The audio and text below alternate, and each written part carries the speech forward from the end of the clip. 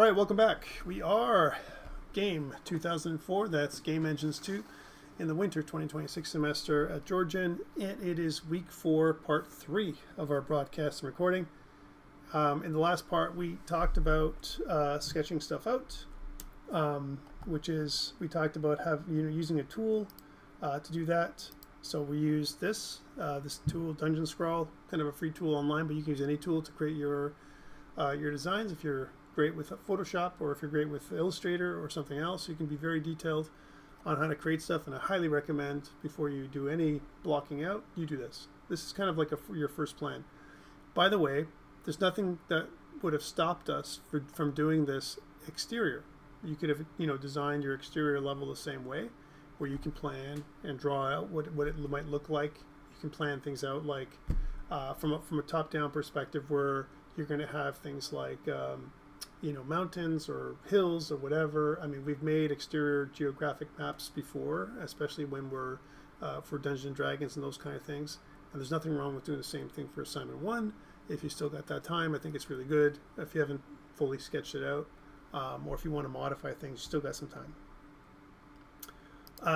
But now what we want to do is we want to block out our workflow. So the first thing that I want to do is, for today, I want to look at our project that we had from last week. So let's take a look at the mess of a project that we had going on.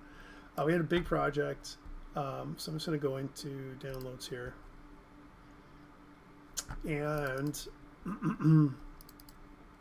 so we had, kind of a week 3. Now I've got 39.9 gigabytes for this one. I'm just going to pull down my project from DevOps. I haven't had a chance to do that. Please do that for yourself as well. So I'm just going to go with DevOps here.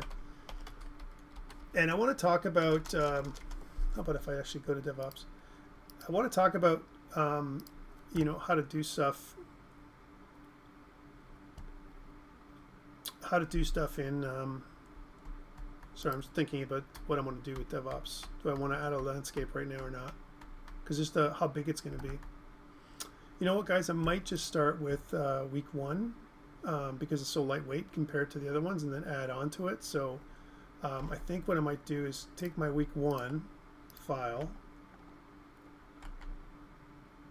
or even week 2, 6 gigs. Yeah, I might start with week 2, copy paste and make week 4, because week 3 we had like a lot of extra assets on the exterior, and I think if I go with week 2's start, we have the player. I don't want to kind of create another player right now. We could, but I really don't want to do that. I'd rather kind of start with something, and that's why I've given you the assets from last semester, because this way you can march through and check out scale and all that stuff. So I think I might start with week 2 and then just copy it and change it to week 4. There we go. And then week 4, I'm going to get rid of the Git repository here. There we go. And make sure that my Git attributes file, yeah, it doesn't have that. So I'm going to make sure that that is the thing that I'm going to use. So I think what I might do here is just fix it up one second. So for myself, what I would do is do a git init and git add dots, and we're getting there.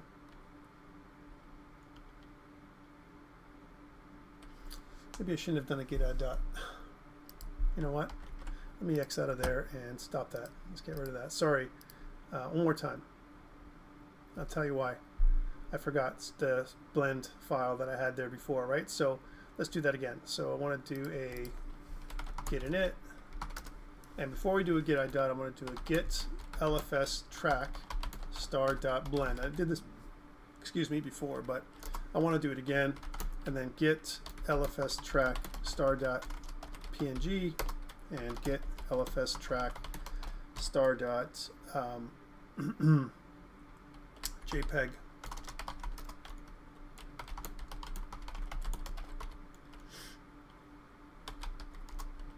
Just that we cover most of it, so it's not like so bad. Then I can do a git add dot, because this way it won't track files normally. Like that Sunya file is pretty big, and I don't want it to be too big. you know, when I put it up. I'd rather go up to large file support as opposed to doing this. So that's why I'm doing it this way. And then git commit -m, we'll say initial commit for this week. And then git branch -M main. And then we'll get a brand new repository going here.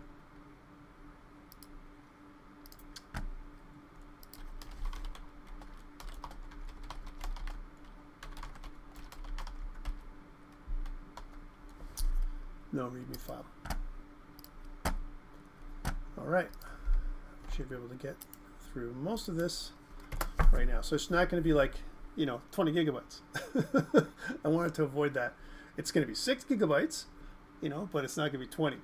20 was a little crazy. And again, for you, what we're going to talk about is migration. Have you guys done migration with Steve, migrating assets? Have you done it? A little bit. No.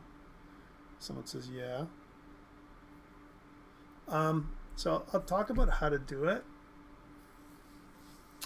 and how it works. Okay, I'll talk about it. But really what migration is used for, if I have, you know, kind of, here's my Epic Games launcher. So like you're at the games launcher, and let's suppose you kind of got an asset. If I go to library, I got an asset here that is not compatible with 5.54 for some reason, right? So let's say, as an example, these are, I'm going to find one that's not.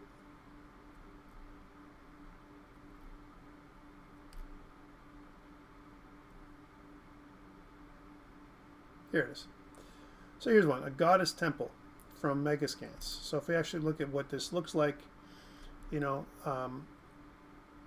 it's this, right? So kind of a really cool temple, and they show you kind of assets and what it looks like and stuff like this, and you can skip through and see what this looks like. So kind of some assets. And let's say I wanted to use this one, then I'm just going to go back to the library here just to show you. Not that one, this one. So this one shows us that it's not compatible with 554. Then what I've created, I always create a project that I can migrate to. So I made a project in a previous version, so 5.4 as an example, that I called Asset Project 544, okay, instead of 554.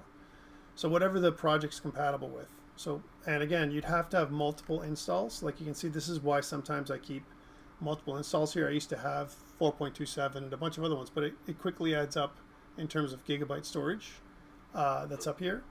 And then what you do is you add it to that project and then you migrate, which means make it compatible with another version of your project. Otherwise it won't add on. It won't work at all, right? So that's what you have to do. You have to migrate over. But migration is not just for this. Migration is also to cut down the amount of stuff you've got. Let me see if this is done. It's done.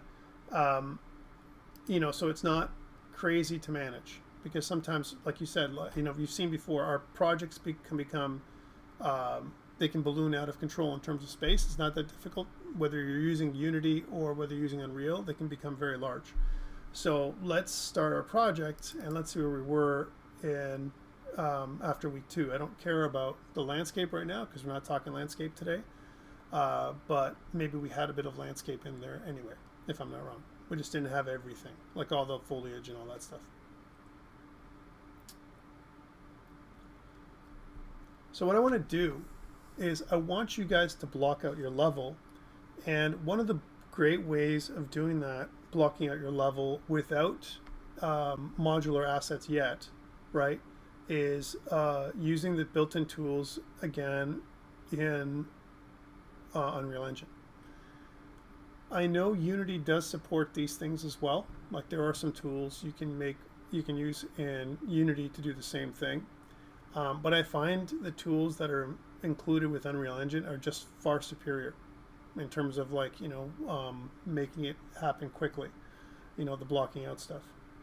There are some things I would have liked for Unreal to do even better, and I know they continue improving their, kind of modeling toolkit, and they've improved it like leaps and bounds since like I first started using this thing, but yeah, it's still loading. There we are. Yeah, I thought it was something like this. I think I had something like this going on last time, which is pretty cool. So I'm going to leave this level behind, and you can see it's like doesn't have any texturing, and that's okay. And I want to make a brand new level. So let's do a new level here. And I'm going to make it a basic level like this, okay? Not an empty level, basic level, because I want the ground for this one. All right, so I'm going to kind of create this one. And now that I have a basic level, let's take a look and see some of the assets that I got in my project. I got some fab assets in here. I've got some maps. I got level 1, level 2 right now in a test map. This test map came from last semester, and that kind of thing. And I have some models that I made for the temple. That's kind of what I made there. So I have some of these assets that I put together. I also have starter content in this one, because there are some things in here that are pretty cool, like some HDRI stuff and some architecture that you can use off the thing just to to start going with, right? So this architecture here, like for example a wall that's 400 by 300, if you drag it in, right, it's really fast, then you can see that it already has these dimensions. Let's just go back so that I think my camera speed's really high.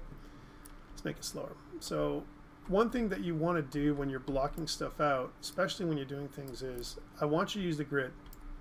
So the grid, make sure you're snap to grid, and the grid position snap value is normally 10 anyway.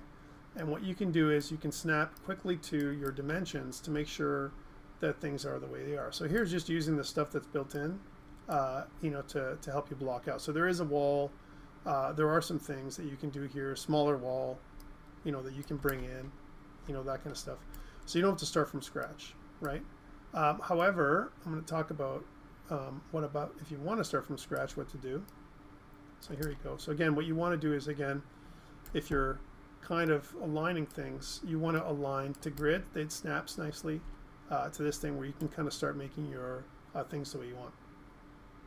And there's also a floor that they've given you, which is pretty good. This all comes back with the content kit, where they kind of giving you this floor. I like the floor that they've given you for a couple reasons. One, there is a grid on it, like you can actually see the squares. And if we compare these squares with what we were drawing before, so if I go back to Dungeon Scrawl, and if you look at these squares, and if you make like one of those squares equal to one of these squares, and you might, by the way, sometimes what we do is multiply it by 4. So if there's one square that's here, that means that there's 4 squares here. So that way it's, because it's not big enough, it might be too small, the way you've drawn it or whatever, and that's okay. So you can do that. You can also resize this thing, like if you want to make it so it's the size of one of those cells. Again, you can press the R key and you can resize this thing so that it'll snap to that size. So there's like equivalent of one of those cells for the floor, which is pretty cool. And then what you can do is just alt drag and snap, so you can add in as many of these things as you want, so it's sized properly for the thing that you're looking for. Okay, so that's the first thing I'd probably do is like literally just do the floor, right, without even any walls. So I might get rid of the walls for now and the doorway, and then start mapping out the floor the way it is. So let's say I was going to do this one. That's 1, 2, 3, 4, 5, 6, 7, and so I might do that. There's 2, and then just copy those over and then snap them over. So that's what I kind of would do, like so. So just snap them in, and there's 6, and then there's 7, right? So then I would just kind of do that by alt dragging. All I'm doing is alt dragging around, Again, this, and then, I know it's 7 by 1, 2, 3, 4, so that's 1, 2. So let's just get the other ones. I can actually get rid of these for now, and then just kind of select all of these by shift clicking, as an example, and then just drag it out so that you have the dimensions that you're looking for here. I'm going to undo that. The dimensions that you're looking for here. There we go. And we know it's 4, so I'm going to just grab all these, right, really quickly. And by the way, you can also do one of these. You can actually select, all your floor tiles this way. And then, again, Alt drag around until you have the size of your room. This is kind of the size of the room that we made. That's from the floor design perspective. That's the first thing I would do. And because I'm going to be sketching this stuff out, it's good to keep organized. So when I do my blocking out, what I want to do is I want to grab all these that I have right now for the floor, right click, and I'm going to move to a new folder right away. And let's call this like room 1.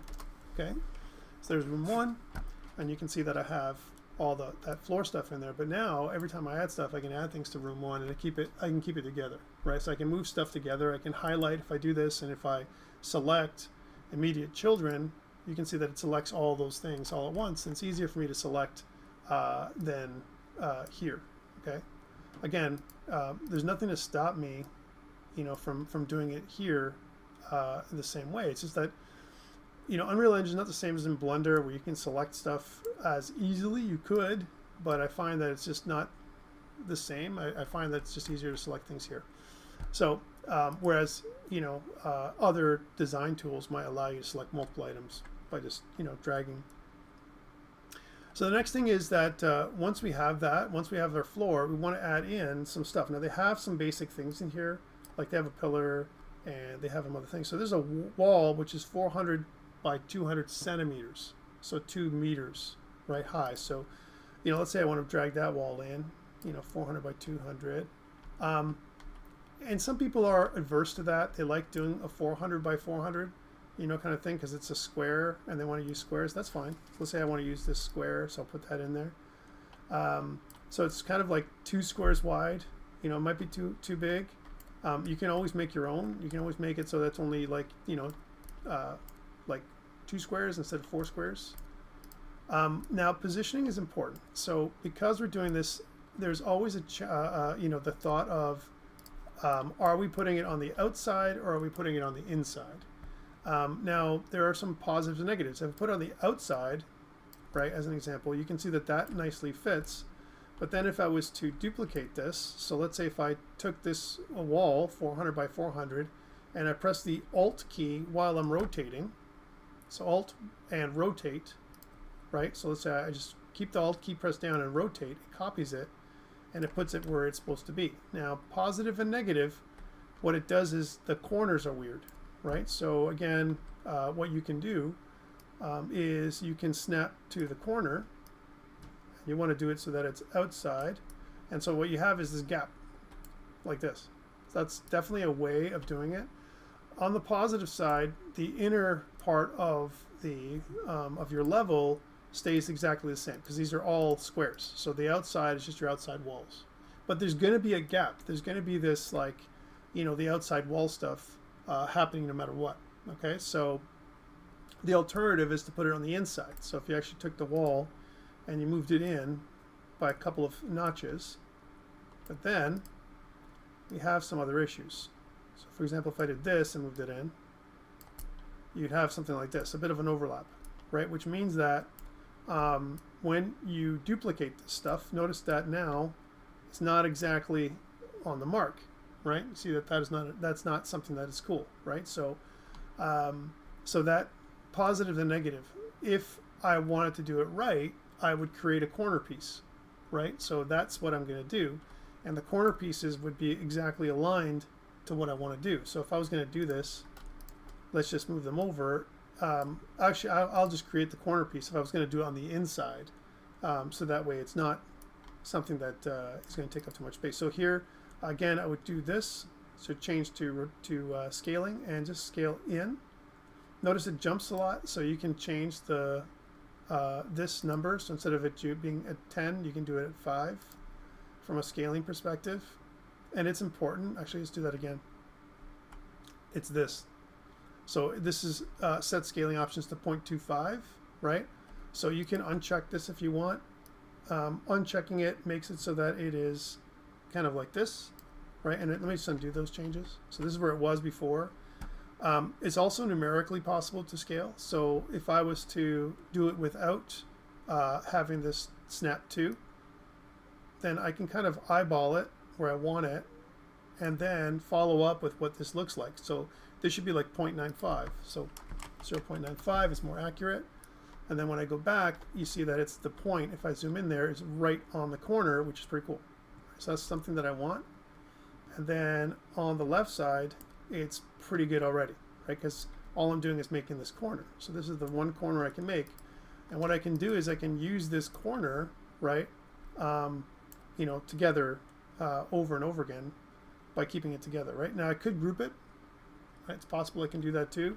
I'm not going to do that here because it presents other challenges. And remember, on the positive and negative side of the house, there's reasons why you want this to be done. So that's the first thing. So I made a corner, and then what I can do is I can kind of drag this part here. So this part is going to snap to, and then this part is going to do the exact same on the other side. So then just it's going to work so that you want to basically just make sure that it snaps to. All right, so there we go. So that's kind of the corner.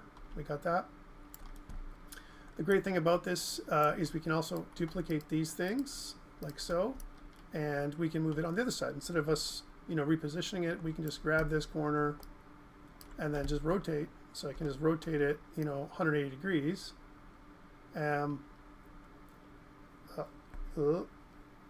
Sorry. There. And then move them in place, right? So that way, what I like to do is, let's go over here so I can see it, make it so that it snaps in place first.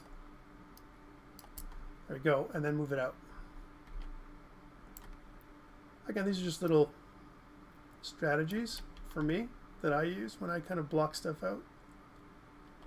And I go to the point where I can easily see where this is happening. So there we go. So I've got my corners in my room. Again, I want to go with my sketch. Notice some in the middle there. I have 1, 2, 3. There's a doorway, 1, 2, 3, and there's another thing over here. So I've got that. So I've got these two things are going to be wall. This one's going to be a door, but the back wall is going to be solid. So I can probably take one of these and duplicate it. And then there's going to be this piece that doesn't quite fit, right? So again, the great thing about this stuff that's built into Unreal Engine is I can always just duplicate it, and I can scale it. When I do, it's going to go towards its pivot point. So again, I can scale it, and then I can just pull it in until it snaps. And there we go. So that's kind of what that looks like on the back wall. Back wall looks pretty good. I want to do the same thing. I might use that piece again because I have two of these, one here and one here, that are only going to be half as wide as they are tall. So I'm going to grab this piece again, and I'm just going to duplicate it and drag it out and snap it in. And do the same thing on this side, snap it in there, right? Now, doorway-wise, if you don't know if this is good enough, this would be a great time to bring in your character and see what this thing looks like, right? One thing that we want to do is, even if it's a little too wide, I'm gonna fix this up in a second. A little too wide, I'll fix this up because I want to make it so that it snaps to where it's supposed to be. Let's try that again. There. So I want to do that, and then I want to kind of bring it in. So just so that I make the pieces so that they are exactly aligned with the grid, which is very important. So again, I just want to first make it snap. Now the one thing about this is going to go this way, so we can always rotate this if you want to make it easier for on yourself. So I could rotate this 180 degrees. There we go. And then I can use the pivot, so when I'm resizing, it kind of goes towards the pivot, like so. So I can kind of bring that in, like so. So now we have a doorway, and it's kind of what we mapped out right now, but it's a good time to bring in our character. We do have all these walls and everything else that we put out over here. And that's something that I could also put inside the room. So I can move those. I can say, like, move to, and inside that room, I can put them in there. All right, so that's kind of what I want to do. And if everything is inside that room now, walls and all that stuff. And then once I have that part done, then what I want to do is I want to bring in my character. So I have my player start, and if you go over here, you can see that there's my player. And let's move that player start so that they are in the room. Here they are. And we're going to face the door, and let's see how crazy big that door is compared to, remember, scaling is important, right? So we're going to rotate this, kind of 90 degrees so that they're facing the door, like so. The arrow tells us the, kind of the direction that the player would look when they're spawned. And let's just play the game and see what happens. So play the game, there I am, right? And you can see that the doorway is pretty large, but it's good. The size of the room is about right. Okay, it's not too small. If I made it so that it was 1 square per 1 square, what I drew and what this thing looks like would be totally different. Now you notice that there is, if I go right against the wall, as an example, you can see that, it's about 4 meters high. So if my character is 2 meters high approximately, it's double the size of my character's head, which is pretty cool, right? For things. So 4 meters high is not a bad size for a room to be in. If I want to make it extra tall, I can just double all those walls and stuff like that and make it twice as high. So I can kind of take all these things. So if I wanted to have a little bit more of a taller room, I didn't really sketch this out that way, but let's suppose that's what I want. It's very easy to just do one of these and then press Alt drag and then drag out another level to this thing, so that it is twice as tall. And again, what you want to do is when you come closer, make sure they snap together. Come closer so you can see what's happening here. There we go, snap. So now it's much bigger. Let's see what that looks like. Again, this is kind of testing and testing again. They're much larger. It's a much larger room or taller room, like in terms of like space, ceiling height and stuff like that. Ceiling height makes a huge difference when it comes to how the character feels when they're entering a room. So again, if I kind of look here, they look like they feel small. The doorway is way too big, so we're going to make that a little bit smaller. And you can see that if the character kind of like goes in T-pose here, as an example, it's going to be really large. Like again, it's 2 meters wide. No doorway is 2 meters wide. Sometimes doorways are about 4 feet wide, right? As an example, if you had a double door, it might be this large, but it may not be as large as this, right? So we can put some side lights on the side of the door, and to do this, we can just use the same tools where we have. But I don't want to make it too high. So if I was going to show them the door, I probably want to make it so that when I scale the character, that it's probably going to be maybe a couple heads, 1-2 heads above the character. Because I mean, again, if you go through a doorway and if the doorway is like, only like 1 head taller than you, or just barely scraping through the door, it feels like in the game that you're like, it's a really short door. So I want to make it a couple heads higher than the character at the most, right, kind of thing. So again, if I was to, other way to do this is to bring in a mannequin of the character. So I do have that information. So I can go into my characters here, and I can bring in a mannequin. One thing that we can bring in is Manny or Quinn. Let's bring in Quinn. I always like doing this. There we go. How about if we just position it? Come on. She's getting skinned. That's it. There we go. So that's Quinn. Quinn is there. And then you can see from a scaling perspective what this thing looks like. So I want to kind of draw above there, and this is way too tall. So there's another piece that I can put in here. And again, if I look at some of my assets in my starter pack. So again, I'm just looking at like, you know, shapes that we have. We have some of these shapes that we can use, and from an architecture perspective, we also have these. If the neat thing is that the door that they've given us is the right size. Take a look at that. So they kind of gave us a door that is probably about right for Manny, about a head to 2 heads maximum, right, is what we're looking at. So, but this isn't going to fit for us, but we're going to make it fit. And so this is kind of what I want, right? But it looks like it's 3 high. So the whole thing is 3 high instead of 4 high. And, you know, so, because this is 4 high, look at that. That's an extra meter, right?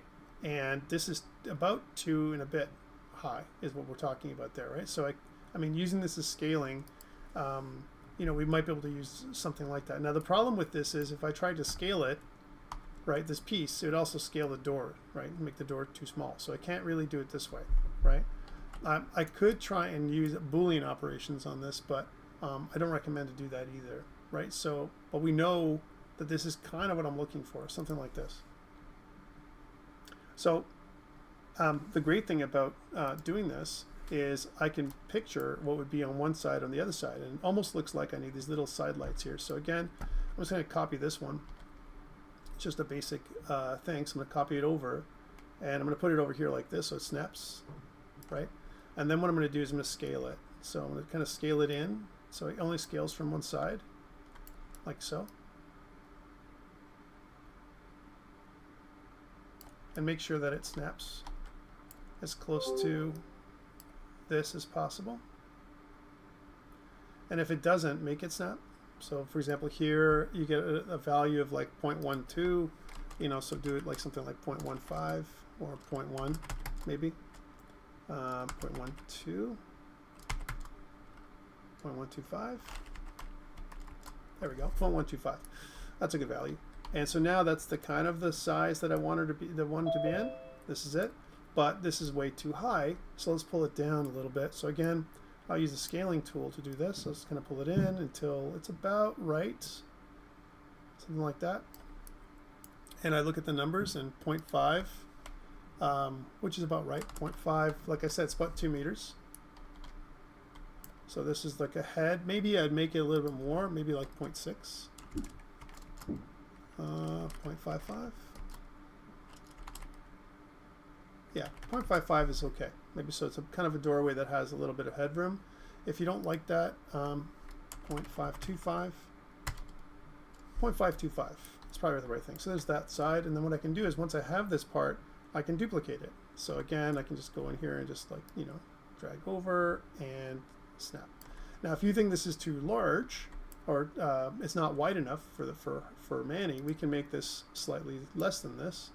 So we can kind of reduce this size. Instead of 0.125, let's go with 0.1. And same thing goes here, 0.1. Until you're comfortable with the size of the door. But again, the idea is that you're snapping every single time. You don't want it not to snap because that would be, it'll mess you up later on. All right, so now we have this large piece. Now we know that there's a piece up here. We can just literally just drag. There's this piece. We can't drag that one, but that one we can. So let's close that up. Right, it's this large room, and you know, then we want to do the same thing with this one. Just drag it down, and then from there we're going to just do the same thing. We're just going to just scale it until it snaps. And if it doesn't snap, I'm just going to go in there. I'm just going to make this larger so we can see a little better. And I just want to snap. There we go. It's pretty good. So things that I don't want overlaps. I don't want Z fighting when it comes to my stuff either, right? So that's a pretty good doorway that we kind of created. It's a custom doorway, so it kind of she fits in the way. And what we can do now is test it with our character. Let's move the mannequin out just from a sizing perspective, and let's see how our character looks in the doorway. It's not bad. Do see a couple of seams and stuff like that here, which is not good. And this is why we test to see how it feels from a seam perspective. I think it could snap a little better. So I could see the seams, and what we want to do is snap it right close together. And because if we see these seams and if they're not 100% closed, like this one seems to be not 100%, then what we want to do is we want to make it so that we can scale it out a bit more.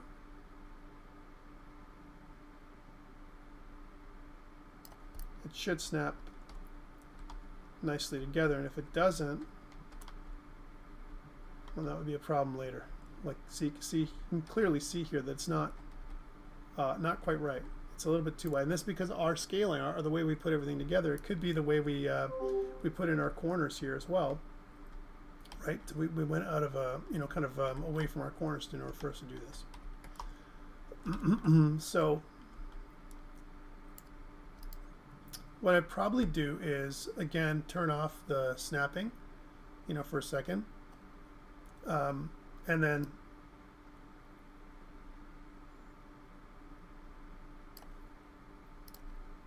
let's even reduce that even more. Instead of turn it on, I'll go to 1, so it's not completely off.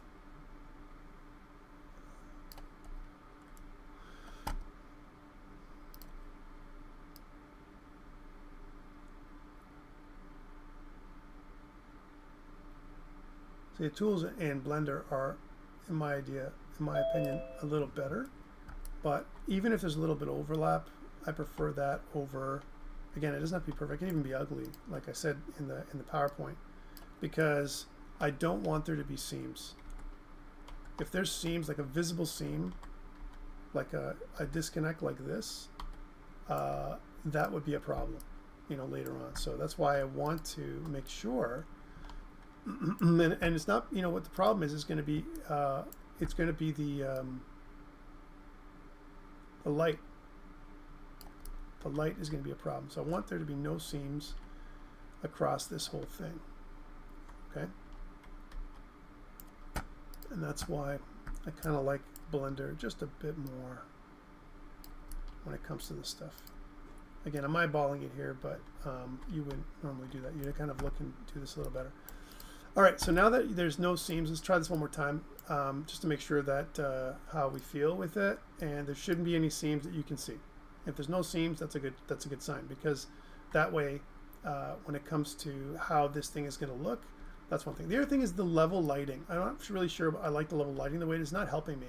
So I'm going to press Control L for the lighting, and I'm going to hold Control L while I change the light so that it comes from directly above as much as possible.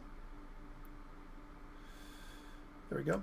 And so this makes it so that I can see the level as I'm drawing it out. So this is kind of a tall room that I've drawn out, and I want to now create the hallway that I've made, and it's kind of in between this thing. So again, if I look at my diagram, it's 1, 2, 3, 4, 5, 6, 7. I'm not going to do the whole thing, but this is kind of what I'm doing is I would draw the diagram and then stick to it as much as I could. So 1, 2, 3, 4, 5, 6, 7 of these. We have the tiles that we've used. We've made these little tiles here, and then I can literally just move things over. Now, one thing to note is we don't want these things to spill out into outside. So if I kind of hide the room for a second, if there's anything outside of the room itself, I want to put them inside the room. Okay, that's one thing I want to do. So back to this. I want to select these tiles. Again, I want to select the tiles in front of the door because those are the ones I want. And we know there's going to be these, at least this many tiles, so I'm going to drag those out and copy them, right? So I can create that corridor. Now, here's something that you're going to find. Let's put that snapping back on. Here's something you're going to find, at least what I find when I'm doing this kind of stuff, which is, there we go. Yeah. Again, I want to make sure that I'm like right on the edge here with my snapping. There we go. And then turn snapping back on to 10. That's a better way to do it. There we go. So yes, this is the corridor. But now if I was to, the way I drew it like this. And let's see what this actually looks like in real life. So how do I do that? I'm going to take a wall like this. And again, it really depends. Do I want my walls to be this tall, or can I use a wall that's shorter? Like I have a wall that's 400 by 200 here. Let's drag that in and see if that works for me. So I'm going to just rotate that by 90 degrees. And as I continue to block out the scene that I want, my levels,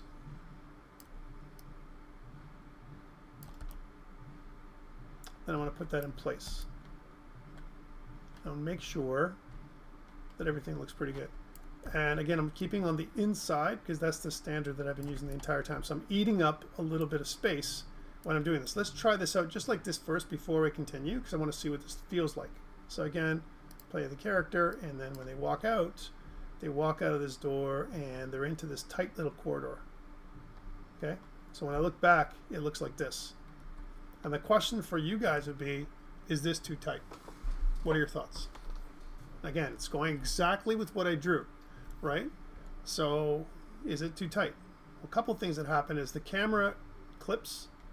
So I mean, well, it will clip more because you can see that I don't have a lot of camera movement in here, right? And if I'm in a doorway like this, and if I'm going towards a doorway, I mean, it's going to be a bottleneck for fighting. Like if I was going to fight, you know, kind of thing right in here in this doorway with some kind of creature or whatever, I'd be in trouble, right? Also, verticality wise, I can jump up, you know, at least higher than this little height. So I got to go a little higher than this. So again, this is kind of like the a 4x2. There's also a 4x3 piece. There's a 4x3 piece, right? It's much bigger, right? But not quite as big as the 4x4 piece. So you can see that that is the case as well. So there's your 4x3, right? That they've provided here. And you can make your own, of course, right? Better suited for a first-person game, maybe, but this is pretty narrow, right? Now I could make this, because this is like, you know, a 4x2. I could make this double the size, but then if I'm making it double the size, I might as well use one of these pieces, because this is double the size right here, right? Instead of me doing one of these, right? So I'm pointing this out so you're clear on why I decide to block out the things the way I want, and also, it's a living thing that we're doing, right? So what I mean by that is, you know, even though I drew it the way I did, sometimes you need to make adjustments. It's an iterative process, right? So, you know, yeah, you know, like I'd like to stick with what I drew, but you realize after a time, let's just modify this and let's see how that looks, how that feels. I walk out here and I'm in this room here, and you can see that is really narrow. The camera is really funky when it clips through the wall and stuff like that, and you can see that it can present issues. In fact, I think if I was going to do anything, I'd make the camera not be so far away from my character. I think this is too far away, like, you know, for the game that I want. So I mean, maybe what I'd do is for this game, I might go into the blueprints of my character and change my spring arm length, right? So here's my character,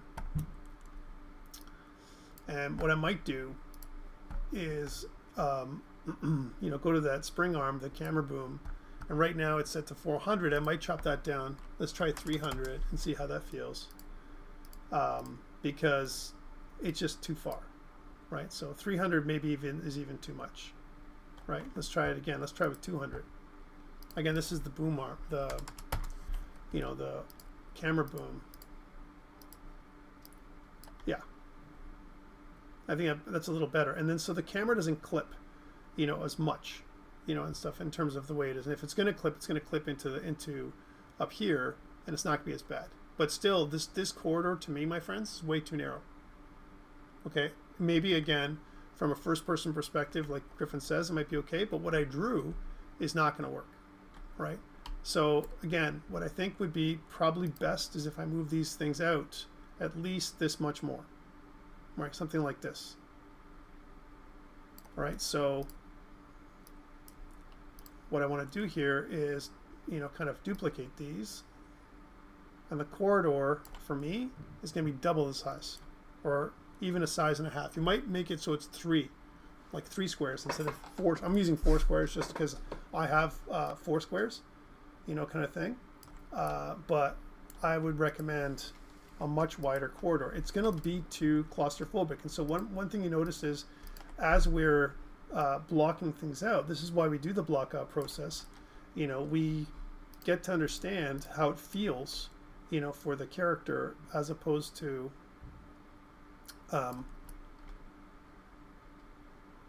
what you think it's going to feel like. When you play the game, you get a better understanding of the look and feel of everything. And again, if I don't want to make that corridor as high, I can always scale it down. I think I may. Let's see how that feels now with that level of corridor, right? And if that's true, maybe the door needs to be slightly adjusted as well. Let's try this out. So here I am. I'm in there. I've kind of reduced the boom arm length, and I come through the corridor, and now it feels a little bit more comfortable for me. Okay. So this is kind of the size it's going to be. It's going to be twice as big, which means our diagram is wrong. It's going to be like, you know, half here and a half here more than what I have, because this is just too narrow. These corridors, although they look the way they do, they're just too narrow for my game, right? So that's something to be informed about. If you think this is too wide, again, we can cut one of these pieces in half. So instead of it being like a 2x2 piece, it could be a 1x2. You know, kind of thing. It's like Lego, you know, or whatever. I kind of look at it that way. So again, you can do it for all of these. If you feel that they're too narrow, I can kind of select all of them, and then I can scale them all at once. So I can kind of go to scaling, and then, you know, once I'm scaling it, I can just scale it in to 1. There we go. So this might be something more comfortable for you. My only issue with this is it's going to be now offset unless I want to use. I want to move everything. So I'll move everything away, and I'll see how that feels now. And then we'll stop with this process, and we'll kind of move on to something else. But you understand what I'm doing, hopefully. So here we got this whole thing, and then what I want to do is I want to move it over. So again, I'm just going to move it over about half. So 5 little squares, 1, 2, 3, 4, 5. So it's kind of in the middle on both sides. 1, 2, 3, 4, 5. So this is what it looks like now. So that's kind of a little better in terms of width. And then I can move these walls in slightly. So maybe, you know what, it was a little bit too wide the last time, but now it's kind of a little better. It gives me that same feeling of a corridor, but it's not going to be I don't feel as trapped. See, that's a lot nicer. That's something I can move around in. I can move my camera pretty good, and I think camera movement is important when you're looking at that stuff. That's one thing. Height-wise, it's probably too high, right? So let's reduce the size of those walls. So the way to do that, I would do them both at the same time. I'm going to make corridors. So I'm going to take this one and this one, and then again, I would probably use the scale and just move it down one. Now that is what it was before. So let's undo that change, and let's get rid of the snapping, and then just use my tooling to do it on my own. So something like this. I think it's pretty good. And again, I look at the numbers here. It's 0.74. Let's make this 0.75, just so that way it's like it will snap nicely into that area altogether.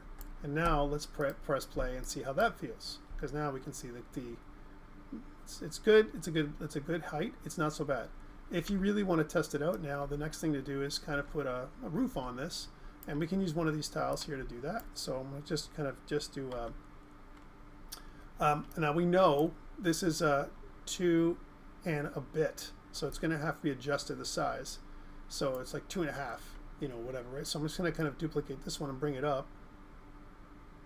I didn't need both of them; just need one of them. And then, you know, just see what that feels like when I rotate it. Across the x-axis. There we go, or there's the y-axis in this case. And then just kind of pull it in. So kind of look and see what that feels like so. It's not bad, actually. It's actually perfect the way I made it, just by luck. Okay, and let's see how that feels now when I'm doing it. So press play, and when I'm going in there now, you can see that it's good. And I'll say it's good because for 2 reasons. One, even if I expand this and I move it out, you know, it doesn't feel like it's impossible for me to fight with one other creature in here, or one other thing. Like if I was going to actually swing a sword, Like it's pretty good, you know, in terms of sizing, right? And that's something that is. Now the door is small, but oftentimes you're going to see doors like this. You might want to make it slightly bigger or whatever, but this is kind of a good sizing, okay? All right, so now that we have our corridor size, we know it's like 1.5, let's, you know, kind of move it over, and we can kind of duplicate all this as we go. So I'm going to duplicate all that. So I'm going to do one of these. And this is one tile equivalent, right? So, and I could make this a brush. I'm not going to do that, but I could do that. And I'm just going to get rid of, because we already have this, let's get rid of this part. So I want to do it all at once. Sorry.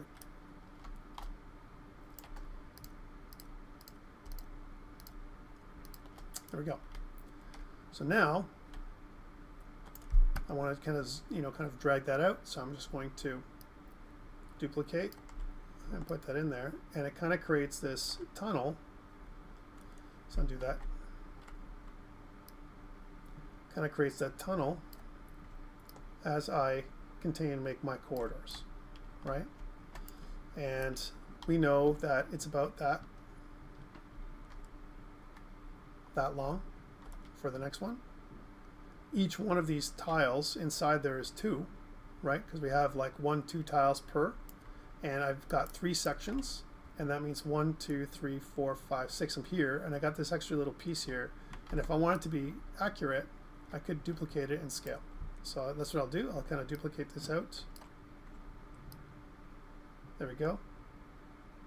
And then what I'll do is I'll scale it back so it's up to here, right? So I'm going to kind of do one of these and scale all these assets all at once. And of course, bad things happen to good people when I do that. It's not quite what I was looking for, but that's kind of what I want. Other than the floor being scaled properly, the floor is not scaled right, so I'm going to get rid of that. All these little strips that happen, weird. And I'm going to grab this piece and that piece and then duplicate that and scale it in. So kind of duplicate that. There we go. And then what I'll do is, I think I'm pretty good to go there. There we go. So that is the size of my corridor. Let's try and see what that feels like for the character now as they go through this dark area, right? So you can see that there is darkness. One good thing about this is that it's really dark, like you can actually see, but there is a problem with the exposure. So one thing I don't like about this by default, my friends, is the way the exposure works with your, you know, the stuff that's going on with your stuff. So to fix this problem with lighting, what I want to do first of all is, like, we've got all this stuff. We got all these walls here, right? And we got all these. So let's kind of select them all while I'm in here, right? Make sure that I got them all.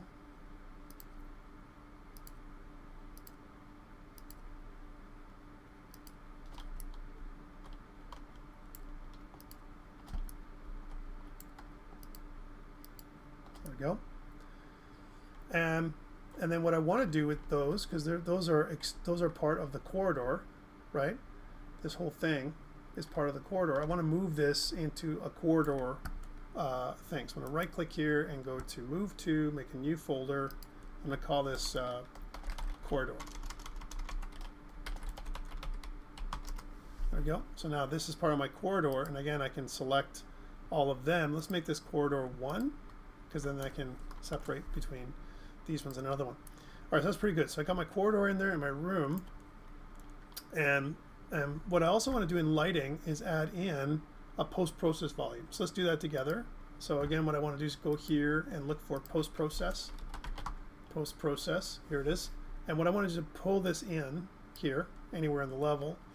I want to set it at the origin, so it's far away from me, so I don't want to see it. By the way, if this is the origin, I'll pull it away from here. No, it's in the back there. That's good. And then what you can do is you can change the extents. We've done this before. So if you search under post-process volume, first of all, let's move this. So move to lighting. That's where it should be. Okay, for the post-process volume. So I put it in here, inside the lighting folder. And then in post-process, if I look for extent, right, you can see it's infinite extent. Please click that. So it affects everything in the level. And then what I want to do here is I want to look for exposure.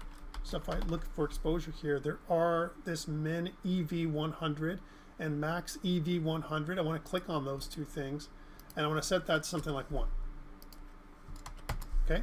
Now what this does is it stops that auto exposure from happening, you know, from when you're in the level. So if I was going to play this again, just to show you what this looks like, and I'm in here, you're going to see that I'm not going to get really weird, funky haze and fog and all that stuff. And when I go from interior to this courtyard, which is what this is turning out to be right now, it's not so bad from a lighting perspective. You can see how that works, right? So it's dark, and then we go to brightness, and it's good. It's kind of consistent light the entire way, which is what we want. All right.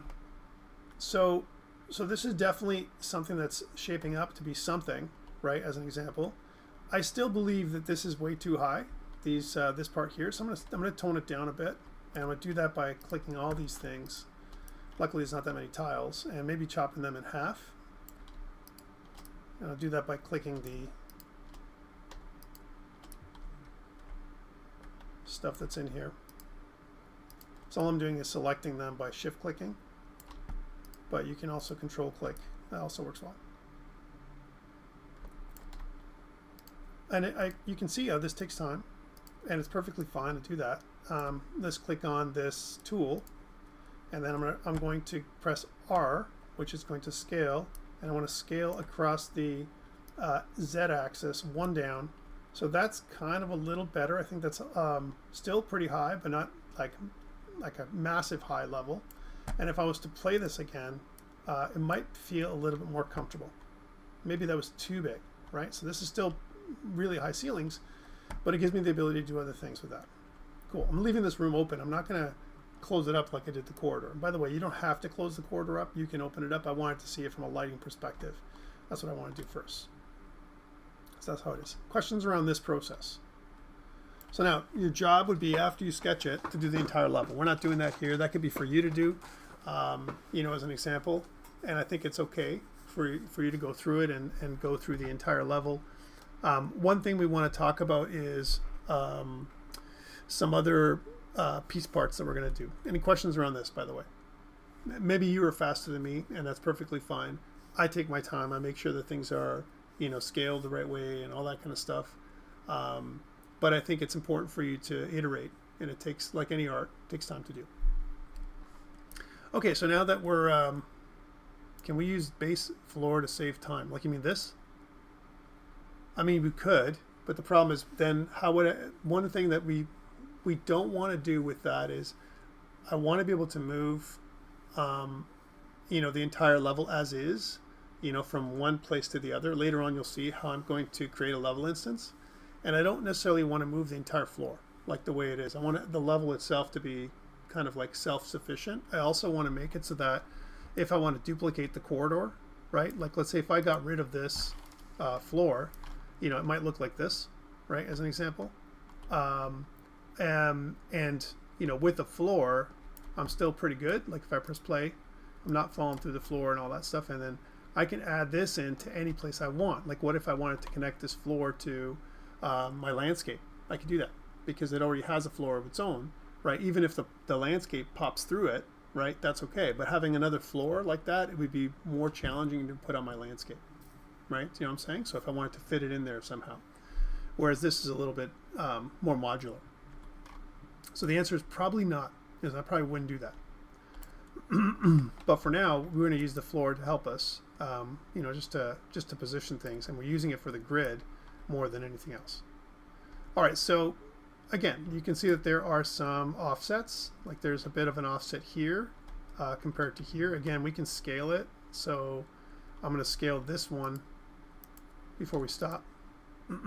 So that way it exactly aligns with, I'm just going to uncheck this, it exactly aligns with the grid on the floor, and that's important. And same thing with the floor here.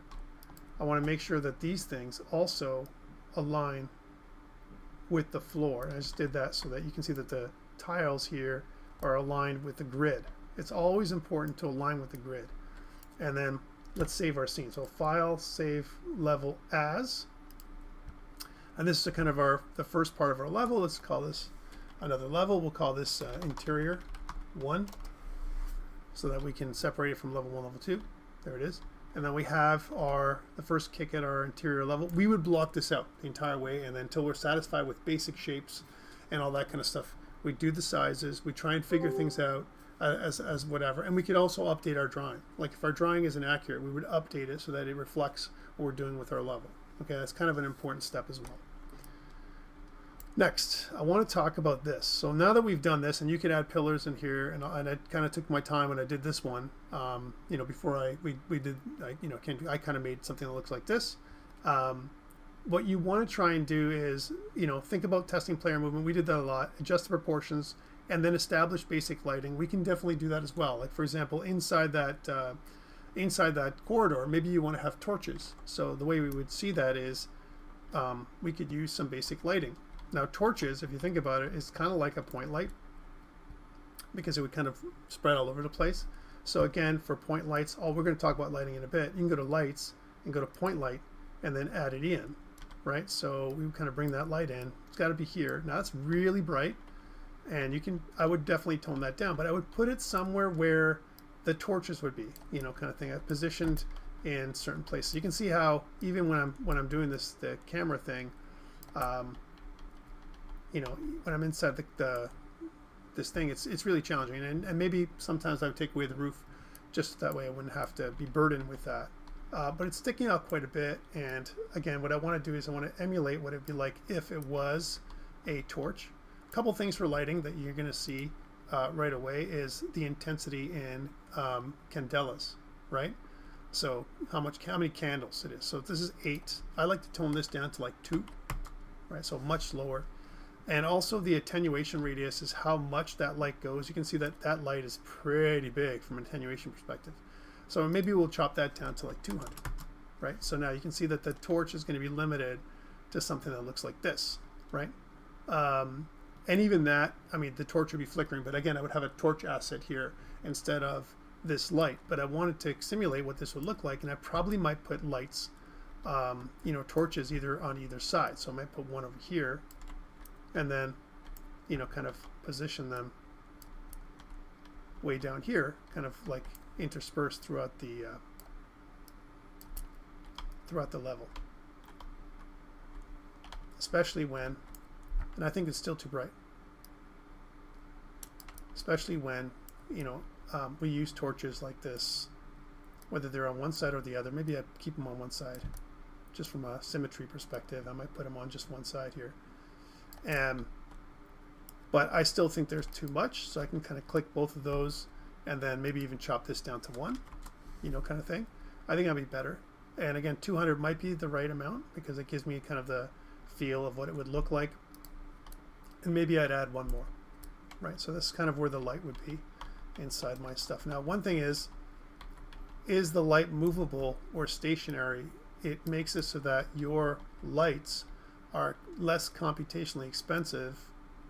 Maybe I put 1 kind of at the beginning of my corridor like this, right? So kind of a torch that's hanging out of here. There's 3 options, right? There's static lights, right? So they can't be moved, and then it's fully baked, right? So that means like it's like it can't be changed in the game at all. It's the fastest rendering. It does the shadows ahead of time and all that stuff for the area. Now, what it won't do, you know, as an example, compared to this one, stationary lights, right? It can't move, allows partial baking with dynamic shadows. So if you move through it, like your weapons and stuff will show the shadows and the light effects, right? So to me, stationary is a good compromise. Movable is the most expensive, right? And the only time that you want to use this is if you have a torch that's moving around with you. So if you have a torch in your hand and you have a moving light like that, you know, instead of it being something, or if you're going to throw something like fire, then that's something that you want to kind of keep dynamic. But you want to keep those to a minimum because lighting, as you probably learn with Connor, is very computationally expensive, right? Because again, each of these pixels are informed by this light source, right? It's not real light, right? So all these pixels are basically being, you know, the value of each of the pixels is going up to make it brighter, right? So So again, I'd probably put something like this in there, and now I play the game and see how that looks. Is it too bright? So I kind of go in there and I see these like light sources. Imagine they're candles, or sorry, they're torches, you know, flickering as an example. And I'd walk through and I can kind of see what I'm doing in here in this level. Clear? So basic lighting. Here in this big room, again, if I was to close this up, and we can do that. Let's suppose I was finished with it. I'm not. I probably put in other things in there too, but let's suppose I'm finished with it.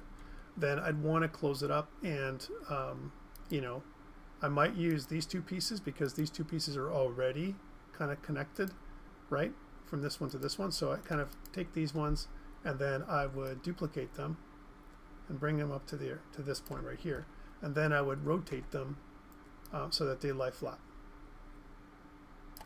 And then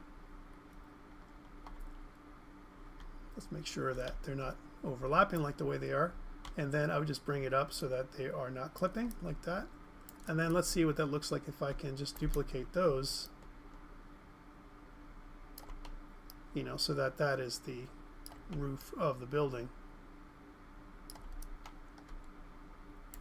And then you can see that I have quite a bit of overhang right here. So I would just kind of take all those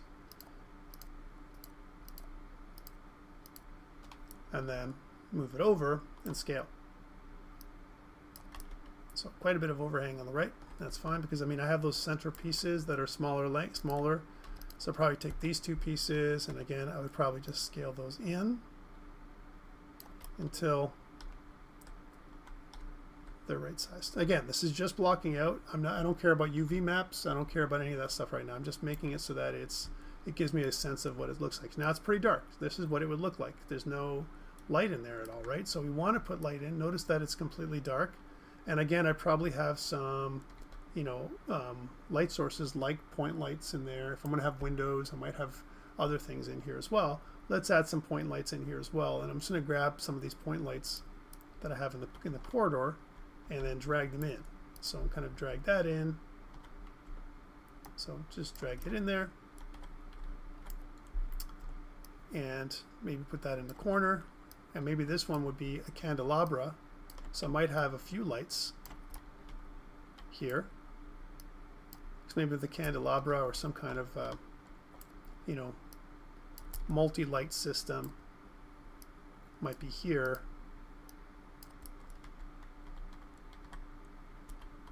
One thing is that these are billboarded, so you want to kind of try and keep them as close together as possible, just so that way they show what they're supposed to show. Okay, so now those are the lights that I have, 4, 5, 6. Right? 5, 6, 7. And again, what I want to do is I want to move those together so they're there, and then Alt drag so that they are over here. And the same thing goes over here. Now you're getting all these other things here that's happening too. You see that there are those X's, and we'll talk about that in a second too. Okay, so there's a few of those. Maybe there's another one over here, right? And again, if I was to, one thing that has to be done with these lights is they have to be baked, right? So all these things are copies of one another. That's what they are. So they have to be baked up, and so you bake your scene. But now let's take a look and see what that feels like. Oh, I got an extra light over here. Did I move that by accident? I did not. I got a light that's in here. Maybe I would have a light. Maybe I would have a torch, you know, kind of thing on the other side of the door. So maybe it would have, let's move that out. One over here maybe, and then one on the other side of the door as well. You know, and this kind of thing. So this is how it would look. This is the lighting that I would get inside this level. Let's see how this looks now as I'm in here. And you see I've got a couple of lights in here, and I've got a couple of torches. Again, these things would have particle effects, but we're just blocking out the scene to see how this feels, you know, as an example. And so it's not the brightest place. But one thing that you can see is that there's no light that's penetrating here as well. It's quite dim, and that means that there's going to be the lighting is going to make the mood change for when you're playing this game as well, right? As we're moving through this corridor into this. So basic lights, you plot them out, okay? There are some basic lights we're going to talk about in a second, but this is kind of the first step. So again, file, save all. And for the lights, because there's a bunch of them, you know, again, I'd like to put these as the ones that are together in the right spot. So these 4 lights, I believe, are these 3 lights? Is it 3 lights? 1, 2, 3. 1, 2, 3. Yeah. These ones belong to the corridor. So I'm going to kind of put them, move them to the corridor 1. And then the other lights, these lights, they're going to move to room 1. So right click, and I'm going to move them to room 1, right? So that way they're all combined in there. I can move everything together, lights and everything at once, right, when I select them all. By the way, you can make subfolders as well, and we'll talk about other kinds of groupings and stuff like that we can make later on. All right, so now that we've got the basic lights and we're pretty happy, notice that there are some effects, like out here, you would see some lights. You see the lighting because it kind of spills through, and even, you know, kind of on the side here, because of the radius, right? So blocking, sometimes what we do is we use light blockers, especially if you're going from an outside level to an inside level. I might use, to your point, Logan, I might use these like literally like walls on the outside of the level. Maybe that's inside of my my rocks. If I was going to transition from one to the other, you can't see them. They're not going to collide, as an example. But what's going to happen is those outside, you know, kind of walls are just there for light blockers. So they literally block the light coming down, because now our light is kind of coming from the top. But if I had post-processing effects that I had like haze or something else like that, I'd want to have these extra blockers so that they would block the light coming into my level.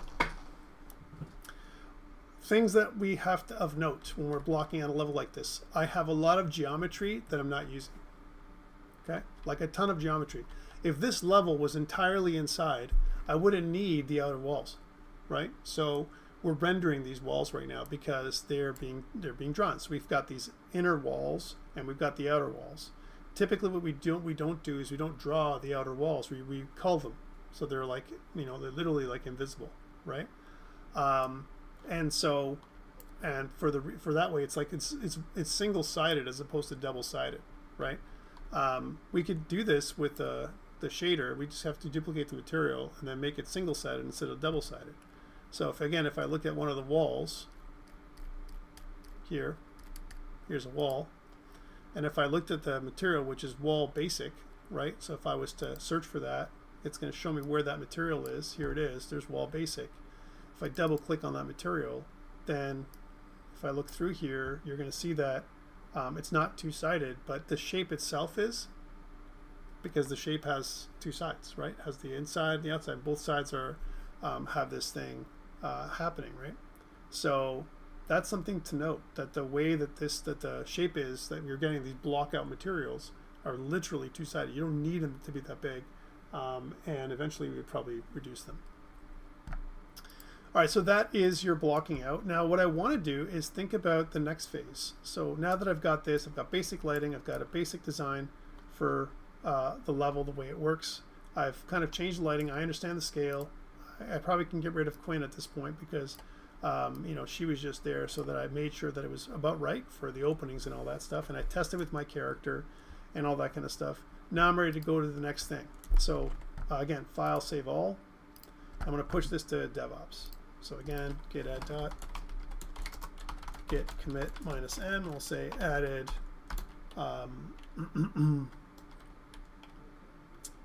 interior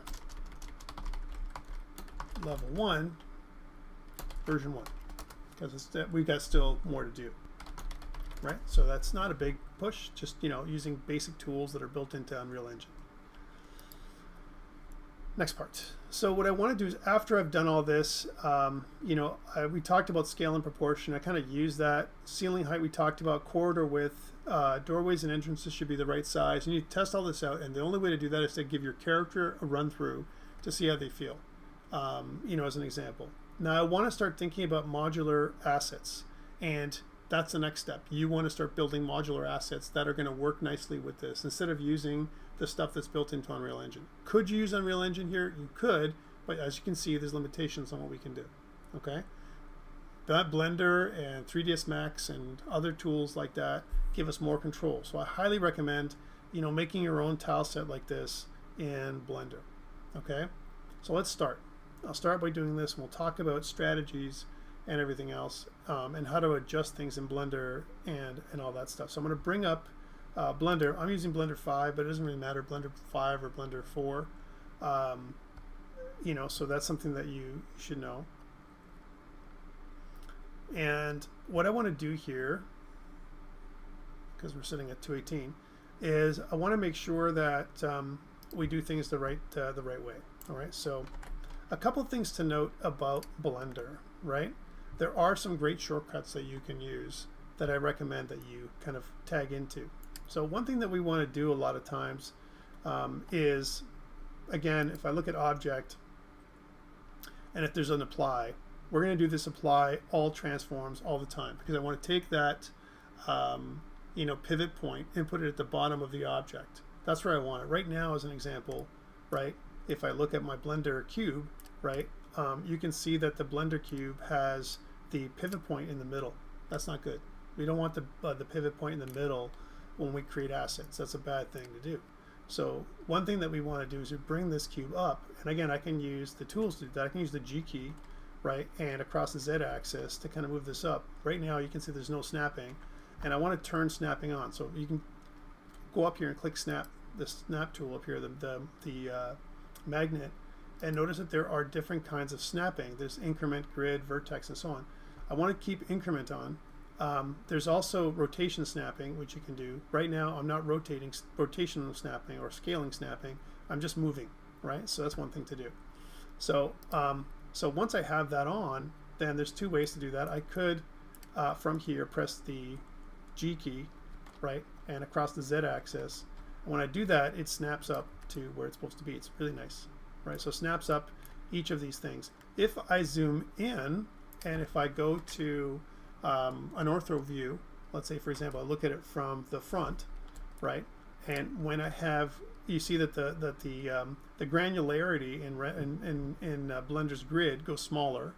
Then if I was to move it up with the G key across the Z axis, it'll snap to the nearest size square, which is pretty cool. Okay, that's important to note.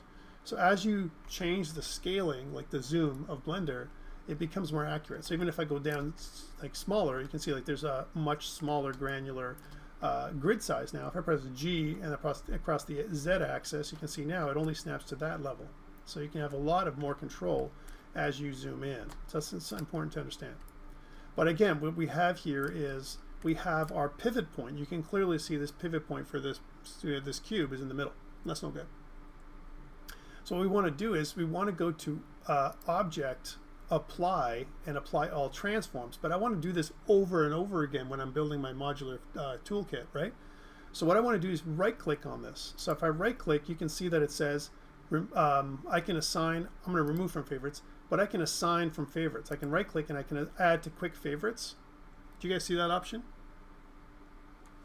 Again, I'm assuming that you're with me and you're playing with Blender along with me, right? So again, I've got a cube. I've moved it up. That's all I've done so far, like this, right?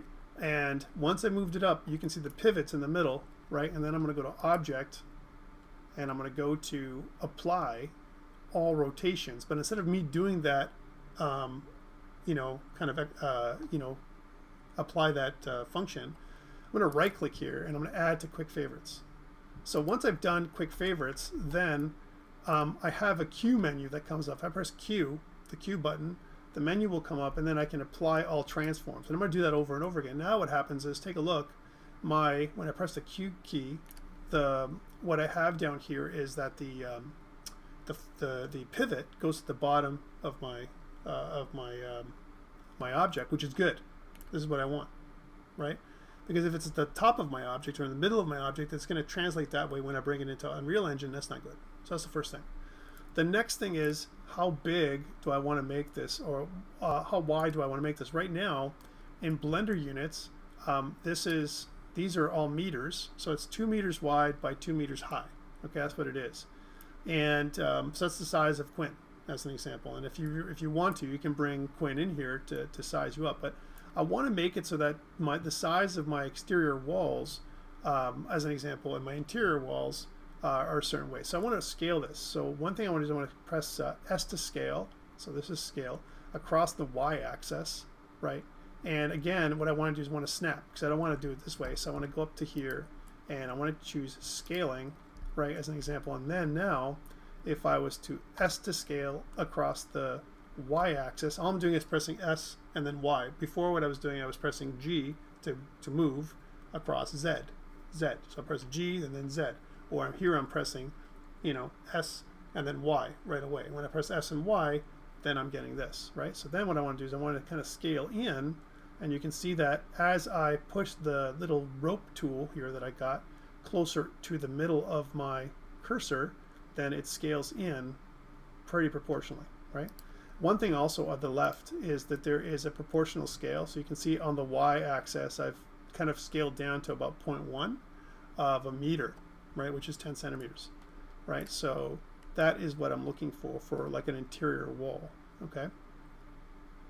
So that's pretty good. And again, if I look at it from the front, I can see it like this. This is what the front looks like. So I'm pressing the 1 key on the numpad, right? Again, it's really important to have the numpad active to do this, to go into ortho view. Again, you can go to view, and then from there, you could adjust your view the other way around, right? But to me, kind of thing, it's well, getting all people contacting me. I can go to viewpoint and then use front ortho. So again, if I go to front here, you can see it's front ortho, and if I go to view, you can do it this way as well. But I like to use the shortcut keys, and they're right here, numpad 7 and so on. So numpad 7, as an example, gives me the top view. And again, this is not assuming for a second you don't know Blender, okay, and you forgot, or you don't use it very much, or you don't care, right? One of those kind of things.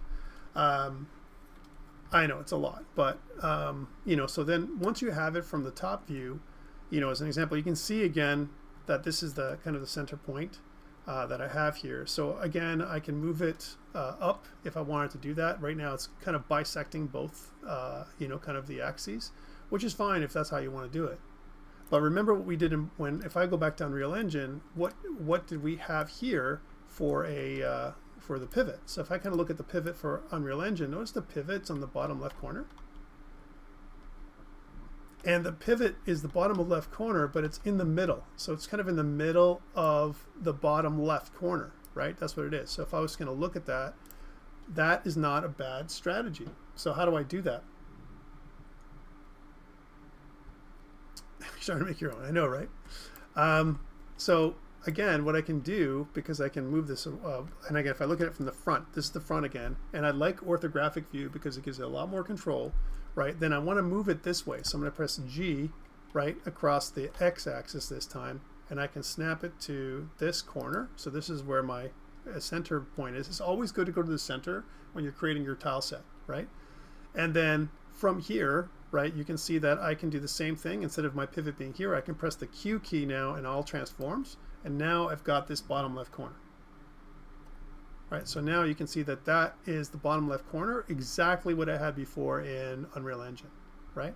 Which is what I want to do. So this is my first wall. There we go.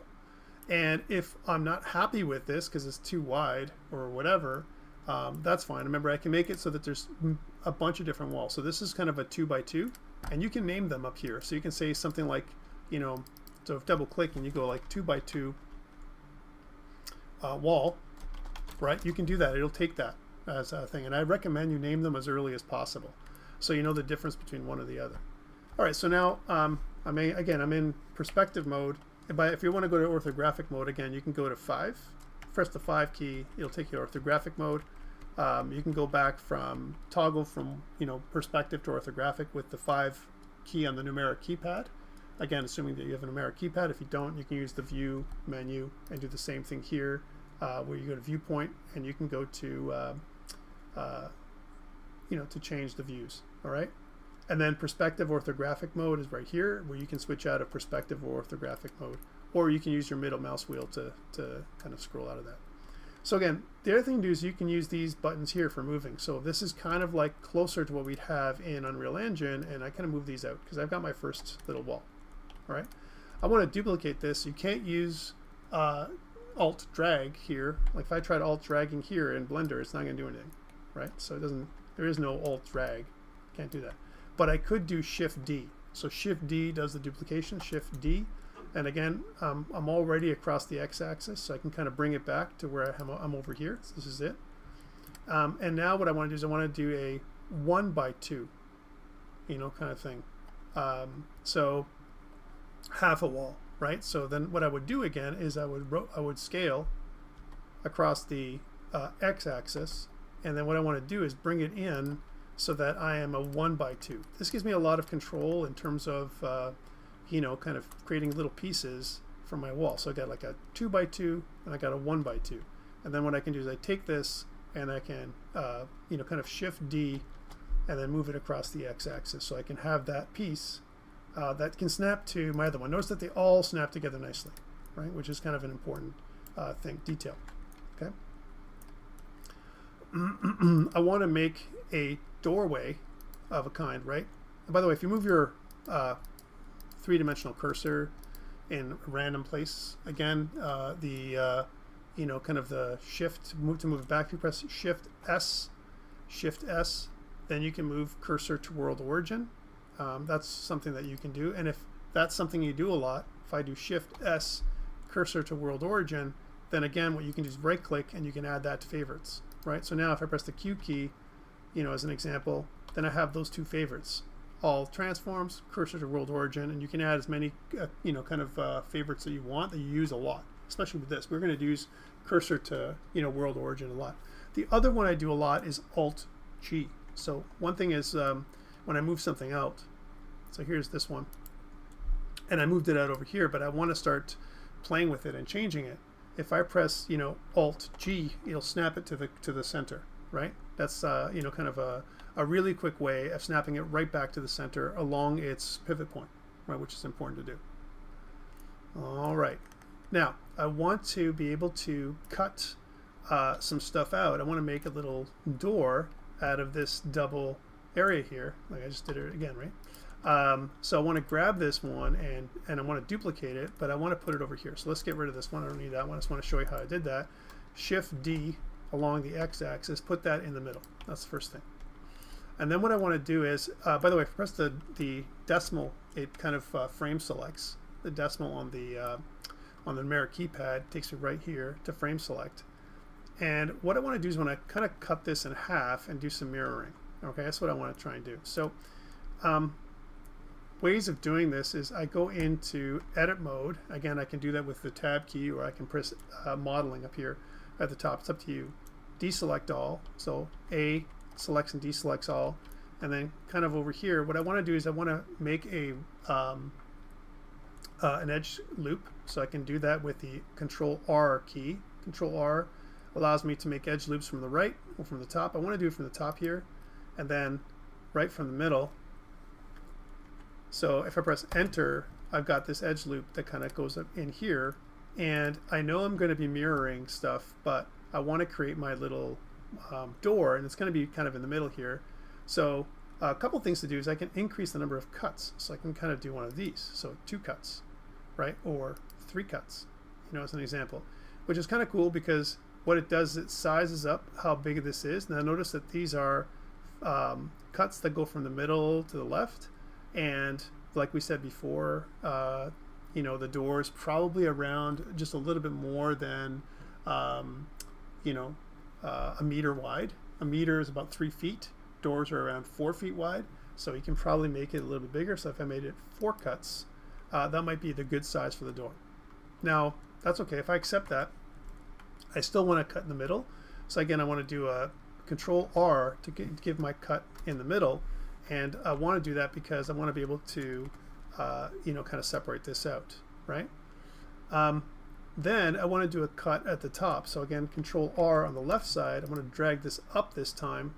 You can see that I'm numerically transforming this number on the top. You can see how, like, see where it says up here, edge slide. I can slide it from here. This is the middle minus 0, so this is at 1 meter, right? And this is kind of 2 meters, right? That's how it is, 2 meters high.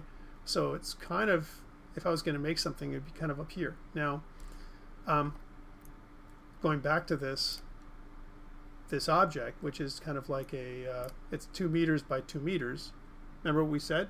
It's kind of got to be a little bit more than 2 meters, because our character is a little bit slightly more than that, right? So if we did this, probably 3 meters might be a good number, which is, you know, again, 3 times 3 is 9 feet, approximately 9-foot ceilings on an average house. So that means that if I go back to some of my pieces that I need, eventually I might need a 3 by 3. So this might be a good chance to, or sorry, 3 by 2. So let's do that now with all these cuts, with the geometry that I have in here as an example. So for me to do that, again, I could press the Z key, which takes me into X-ray mode. And if I press the B key, which is box select, then I can select all the top vertices here. And then what I can do is just move them up with the G key, right, across the Z axis. And what they're going to do is they're going to move up a certain amount. You can see they move up a whole meter to here. Okay. Now, if that's too much, right, because that is a move from here to here, right, and the total length, if I press the N key, you know, you can see that the total Z amount is 3 meters. 3 times 3 is 9, right? So this is another good thing. So press, now if I come out of this back into object mode, you can see that that's what it looks like. And that's kind of a, you know, a 2, you know, so let's go back to this one, because I didn't name that one properly. So if I go back to this one, so click onto that and frame select, you can see that this one is a, you know, kind of a 1 by 2. So 1 by 2, right? So let's change that name. Make sure that it's named correctly, a 1 by 2. Some people say 2 by 1. We know what that means. And so this one, if I frame select that one again, this one here, this one would be a 2 by 3, right? So 2 by 3. So we have different walls, okay? And I have some geometry in this wall, and that's okay, right? But what I want to do is I want to duplicate it. So let's Shift D. So we'll keep that wall just as a wall, and then move it across. So again, I'll do Shift D across the X-axis, move that across. So you can see how that snaps nicely to this, right? And again, we're making these little pieces to do that. Let's go back to this one now and press Tab. Now we've got all this geometry, and what I want to do is I want to make it so that the door is split up here. So again, I'm going to do Shift or Control R. Control R is going to cut it, but that is at the 2 meter mark. I want it to go slightly higher. So again, if I was at the 2 meter mark, I want to go like 2.2 meters. I think that's probably a good size of a door right there. And I want to be able to cut all these out. This part here, this middle part, is what I'm going to cut out of the door, right? That's what I'm going to be doing. So way to do that is to shift into face select mode. So again, you can do Control Tab, which gives you a face select mode, or on the top here, you can actually select this. That's face select mode. Again, there's vertices, edges, and faces, and that's makes up all of our geometry from a three-dimensional perspective. So I want to do that, and then once I've done that, I can select all my faces singly like this, or I can also use the circle select, which is C, the C button, which allows me to circle select all these at once. And then once I've done that, I can do the back, so I can circle select all those. And then what happens is I've got both sides, and then I can press X. X is the delete key, and then I can kind of delete faces. And if I do that, I've got this little doorway now, which is pretty cool. So then what I can do is on the bottom, I don't need this geometry down here, so I can get rid of those faces. So I can get rid of those and delete faces. And then I want to join these two pieces together, and I want to do that by joining these edges. So I want to kind of change to edge select mode. Again, you can choose this button up here too. And I want to right click or select these two, select those two, and then press the F key to create a new face. So I want to do that for each one. So I can kind of do it for this one, and I can do it for here as well. And I could have mirrored this. I could have used a mirror modifier here to do that, but I'm not. There's some really cool modifiers that you can use as well, but this isn't totally bad either. Let's just make sure that I'm not making extra faces that I don't need.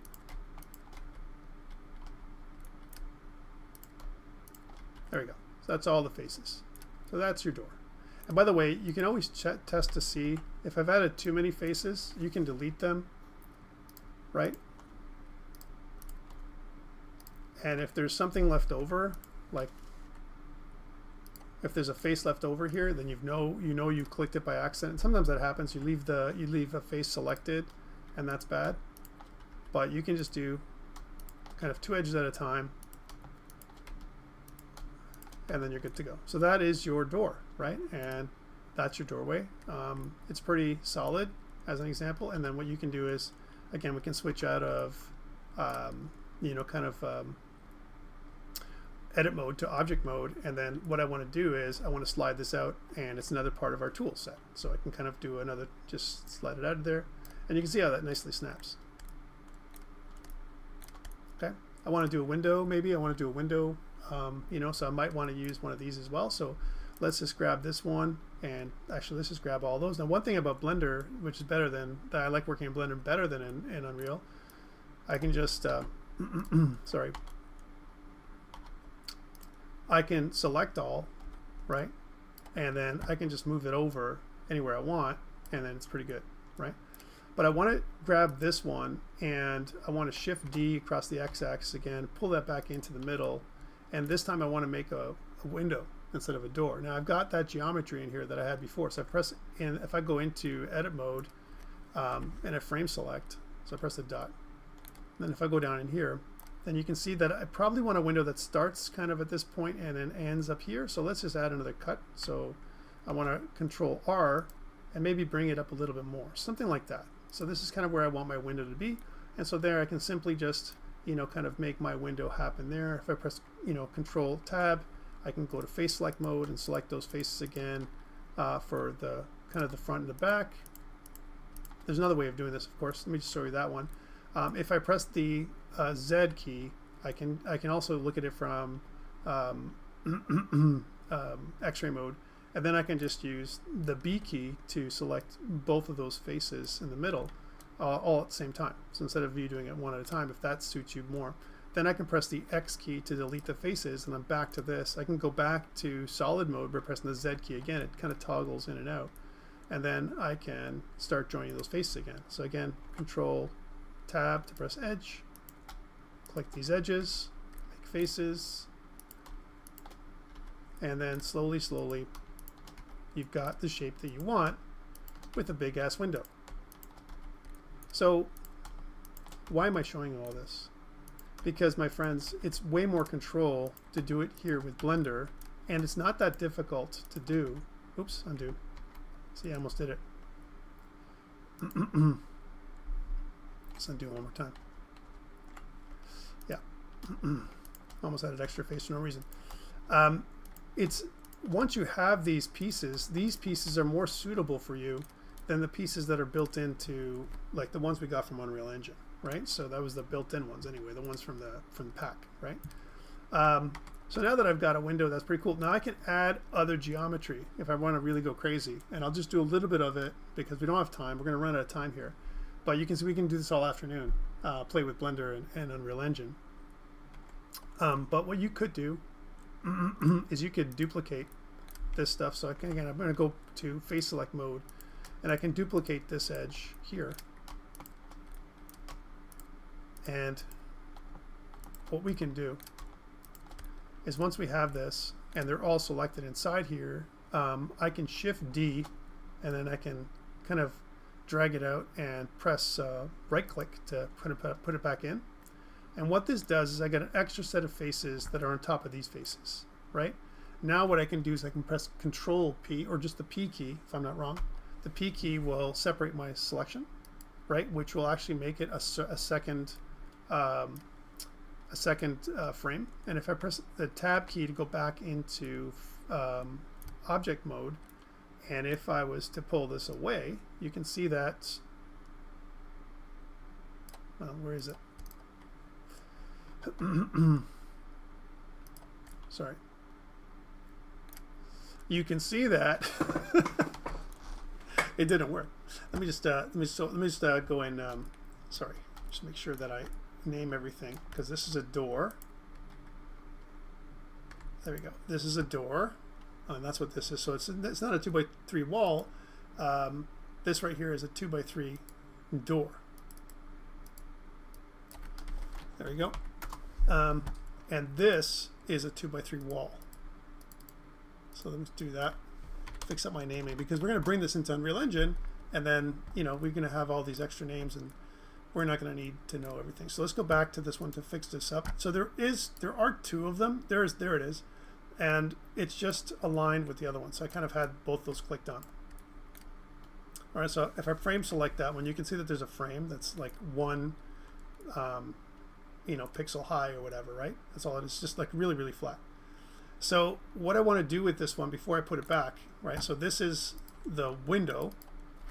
So this is a 2x3 window. This one could be like a frame for the window, right? And what I can do with it, if I click this one, so 2x3 window frame, if you want to do really detailed work, okay? Again, this takes a lot of time, but you name it first, and then what you can do is you can use a modifier. So if I go to the little wrench modifier here and click add modifier, I can use generate, and what I want to do is I want to solidify, and notice that it goes up by 0.1, but I want to go negative. I want to go down, that's inside, and I also want to choose even thickness. So those are the two things. So I want to kind of go down by like a negative 0.1, and that you can see how thick that frame is, right? So that's too much. So let's go into negative 0.02, which gives me a nice little frame. Okay, that's what it does. So it actually creates new geometry for me.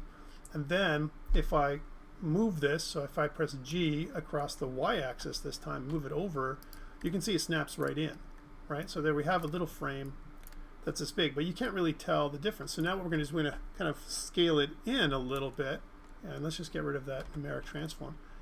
You can scale it in a little bit by just using the scale. So I'm going to scale across only the Y-axis this time, and I just want to move it in just a touch, just so that it produces that frame effect. This is kind of the first part of the window frame. There we go. And so what you get is a look that looks like this. So you can actually really be really great at producing a kind of a frame like this. And then probably what we would have is like a window stop as well, like another internal window and stuff like that as well. So that's definitely a way of doing it. And those two pieces, even though they're two different pieces, they're two separate things that you can use. Same thing with and again, I probably would combine these two pieces eventually, but for now I'm just going to kind of select them both and kind of move them over, and they would snap nicely with the other thing. The doorway is the other thing that I can change. So I can go back to this, and similarly I can do the same thing for the doorway, where in this case what I want to do is I want to create a door stop. Like basically the frame in the door is not just that flat frame, but also a place where the door is going to stop right in here as well. So again, I'm just going to edit mode and select these faces inside. Oops, this one. And then once I have these faces selected, then I want to shift D to duplicate them. And then once I've duplicated those faces, then I want to press P to separate my selection. So now that becomes a separate thing, right? And so this, if I press, kind of deselect all, then, as an example, I got both these two things selected, right? So, so if I press Tab to get out of here and I select this one, you can see this one's a frame and this one's a door. So this one is the door frame, right?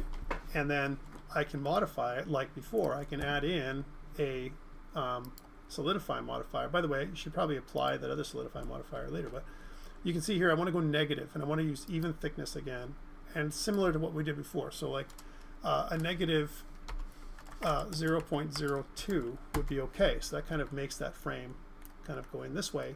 And then what I want to do is this time I want to go in a little bit on both sides. So again, what I probably want to do is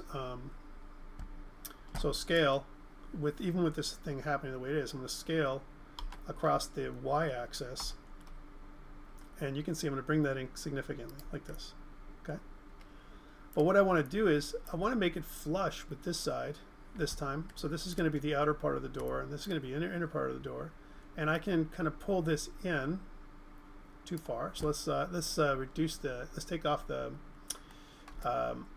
snapping for a second, and then what we want to do is we want to move it in. By the way, again, I can do this numerically, or I can use it from a top-down approach, where I go into ortho mode, and I can turn snapping back on, so I can undo that change, and I can turn snapping back on, and so this way I can have more control by going it like this. So this is kind of where I want to be, but I want to take this kind of the center line and move it back, because I want to make my door, you know, as an example, some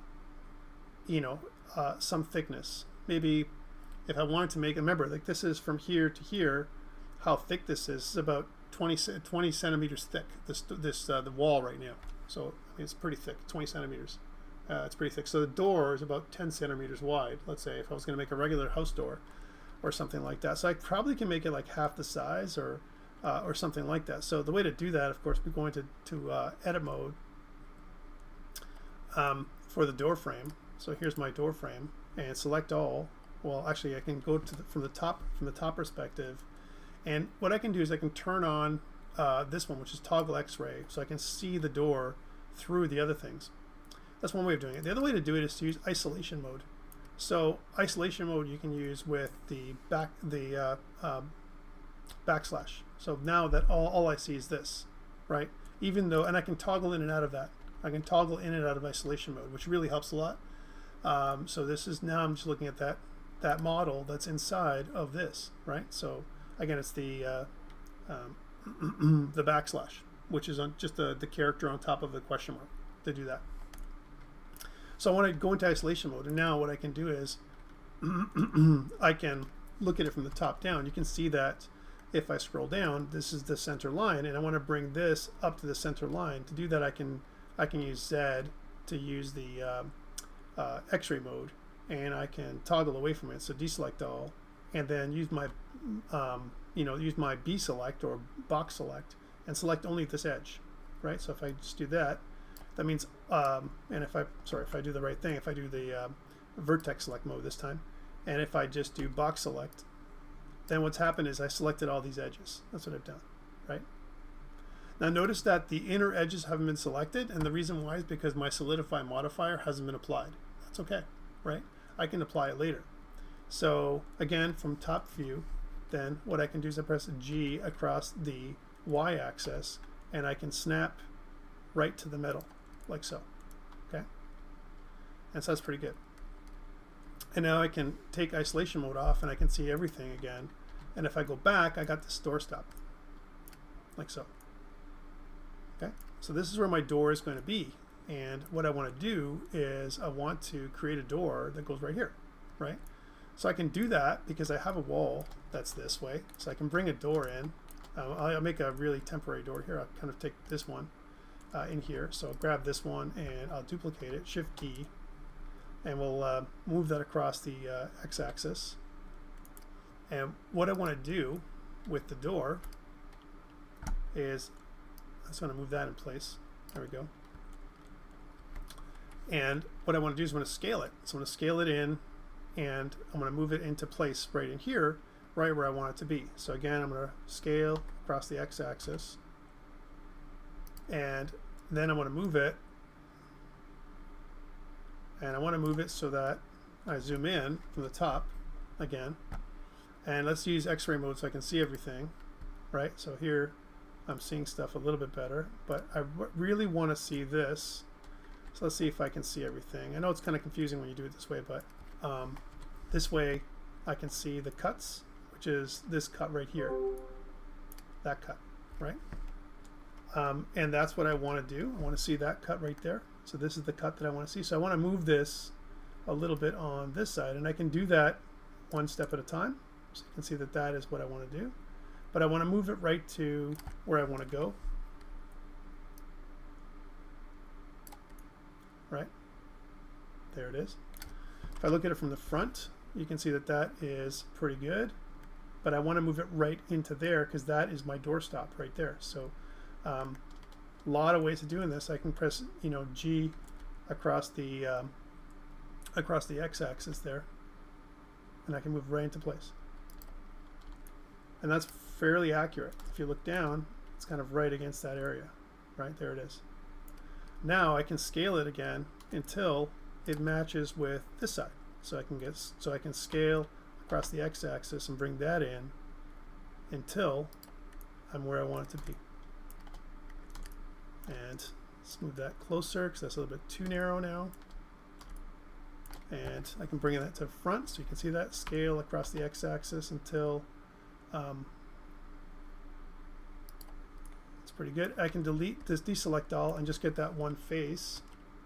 So I can get from the front. I can grab the door, that's this part now, so I can kind of box select that area, which is right there. And let's make sure that I'm not in, I think I might just do it in isolation mode, but let's just make sure, because I can select both. Yeah.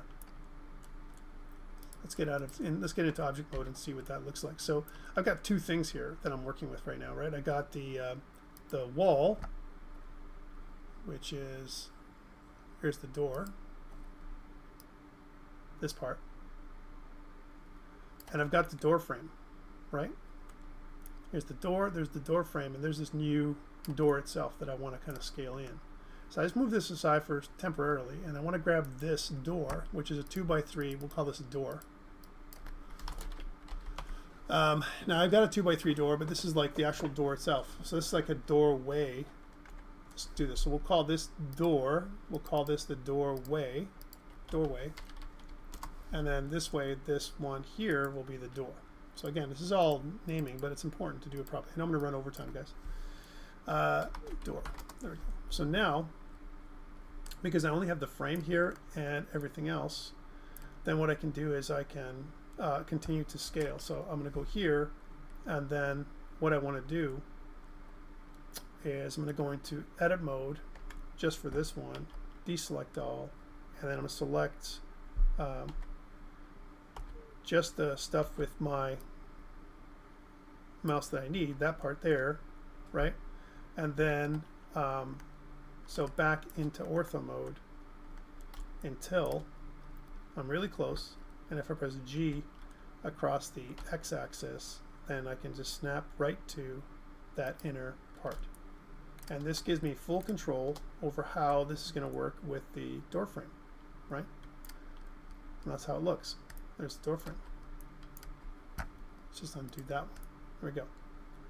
And what I want it to do, because it's going to slide in to the door and it's going to slide down, this is too high, so same thing. I'm going to deselect all and select the top now, and we're going to make sure that it goes inside the door frame as well. So I'm going to press G across the Z-axis, and it's going to go in, and then zoom in to get that other cut. So, you know, G across the Z-axis, and then right into there. It's going to fit nicely. And that's pretty good, right? That's the door frame. But now, what I want it to do is I don't need it to be this wide. It's going to be only this wide, right? So I want to grab that back edge, right, and bring it forward a little bit. So again, what I'm going to do is I'm going to just take it from the top there, deselect all, and grab that back edge with the you know, box select mode, and then G across the y-axis, and then bring it down so it is right here. So that's my door, right? There we go.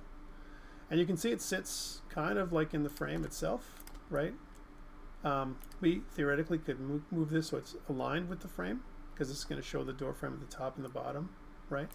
And I can do that. So I can just kind of, you know, on the y-axis I can do that. And this is going to nicely fit inside the doorway itself. So again, I can go to the right side and I can just frame that up. So again, I can zoom in, G across the x-axis, and I'll do the other side. And then this will be the last thing we do here, guys, and then I'll go back to the PowerPoint. I'm so sorry, but I want to show you this so you understand what I'm looking for. and one more at the top. So now we're aligned with the frame. G across the z-axis. Oops. G across the z-axis. And now we're good. So that's the door. And we have a lot of geometry on this door. It's pretty basic, this door. I can add in a cut, right? So I can add a cut. That's right here. Let's make it so it's kind of at the top. And I can add in a cut. That's down here. So kind of an area there that I want to cut. And what I want to do is I want to be able to kind of scale extrude in to give myself a little bit of geometry in the door itself. So what I can do is I can go back to face select mode and select those faces that I want to make sure I select the right faces. Let's just get out of this. And what I want to do here is I want to press E for extrude, enter, and then E for extrude across the y-axis, and then we need to zoom in a little bit. So go across the y-axis now. And what I want to do is maybe from the top. Yeah. And what this does is it kind of creates a little indent, like so.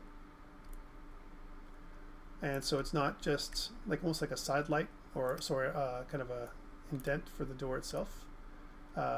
Little bit of geometry. And same thing for the back end. Like right now I've done the front, and let's just get the back. So delete, kind of deselect all, and then just select these faces that I've got there, and then do the same thing. So again, I want to go from the top, so from the top view, and then all I want to do, just to be accurate, is I want to do extrude, and then so it's E key, and then G across the y-axis, sorry, in this way. There we go. And so that gives me that geometry that's in here. So what does that look like? It looks like this, right? Where we have a little bit of an indent. If I go back out to object mode, then it's not a little bad.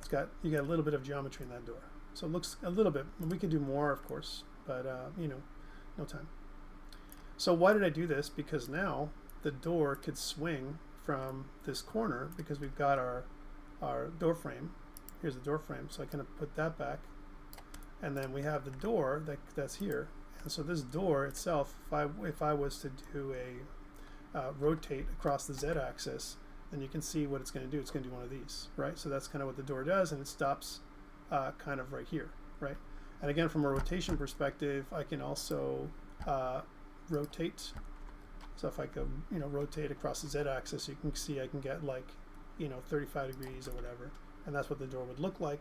Now there's some issues, like the door doesn't really normally do that, right? And I'm not rotating from the right, kind of part right here. The door itself needs to be, we need to fix the, the pivot on the door so it's kind of in the middle, which is where it would be. So the way to do that, of course, is undo, and we'll send this away. We don't need this anymore. The doorway or the door frame, we can get rid of that stuff. So we'll just move that aside. There it is. That's that, and that's done. And then what we can do is put the door back to where it was. So I can kind of move this back to the centerpiece. So, and by the way, there's a lot of ways to do this, right?